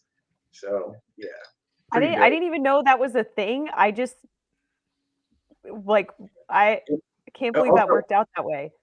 Also, No, when it was I a good time to drop it. Yeah, it was fucking nice, dude. That was awesome. when my face turned like half, whatever. That was also College of Whispers Bard ability. That wasn't a word. Oh, Yeah. oh, So that's No, it's it's like, because this cool. college lines up with Warlock really well because it's creepy as fuck.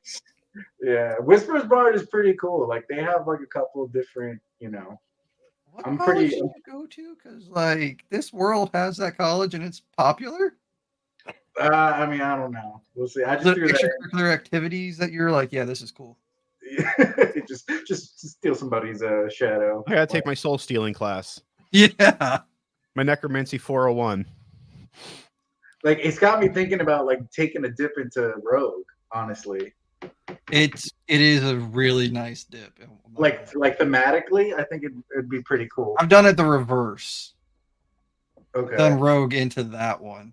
Gotcha. Just to have my sneak attack have a little bit more oomph to it. Yeah, but I think the reason why I didn't want to go that route is because the psychic blades, I can reset that on a short rest, so I can just keep sneak attacking psychic blades, do tons of damage. I just need to find a weapon that isn't attached to a siren mommy.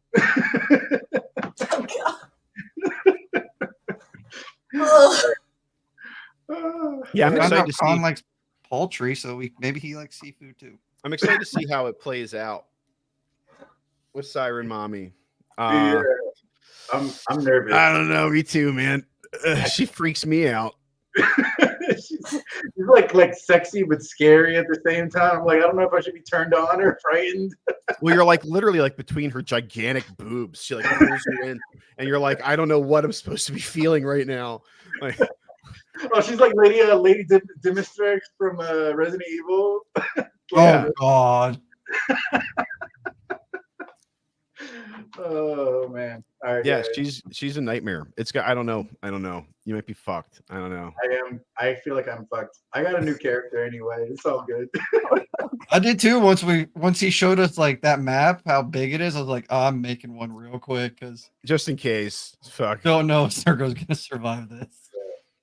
I've only killed one person, and it was like a stand-in character at like super end game. It was level like 16, and we were doing the campaign had already ended technically. Like we reached the true ending, and then we were like in the end. We were like in the post game. We were like doing fucking, we were fighting the the secret bosses and shit. And I put him in this like really ridiculous fight that was like 3 phases. Each one had like a shit ton of HP. She had an ability where like she would split into a bunch of clones, and they like had to figure out which one was the right one. And she did a shit ton of damage, and he died for that. But and that wasn't even like a real. That's the only time I've ever killed anybody. That's not true. I've only killed like I don't know 2 or 3 people. I think I don't know. I don't like to kill people. And plus at level, you guys are in the clear. I've never killed besides that one time when I made that really ridiculous fight. And during that fight, I put on the soundtrack of a baby crying. And the fight lasted 4.5 hours. What is wrong with you, Pete? And I was like, fucking kill it. I was like, kill the fucking boss already so I could turn this fucking baby off. It was the most stressful thing ever, dude. It was fucking horrible. Crazy. Yeah, it was dope. But that was like the most memorable kill I've ever had, I think. You're probably fine. I probably won't kill you, but I do want drama. I want all the juicy. Yeah, you're gonna torture the fuck out of me. That's mermaid. Oh no, there's at least drama. 4 hound masters down there, and someone called the shepherd. Right? Oh, such bad vibes. Such bad vibes. And if there's 4 hound masters, and they each have 4 of those whatever the fuck they things are, flesh dogs, that's just too many people. The action economy. Literally. good thing we have a way in. You just gotta be fucking heroes, man. You guys How many of those necklaces did we get? We could just like all like I don't know. Maybe We got what? 4 of them? 3? No, we got way more than that because we saved like 7 more people. You have enough necklaces to like do something. There's shit you can do. Some like sneaky shit you can do. We gotta make sure they're not cursed or anything though. I We have put to them spell on and we're I have just to all spell fucking. magic. Well, I No, have I have to- identify too. Yeah, we can Yep. we can take care of them. All right, guys. I'm gonna let you go. Get some Thanks, sleep. Everybody. I'll see you in a week. You're the best. Good night. Care. Good night. Later, Gators.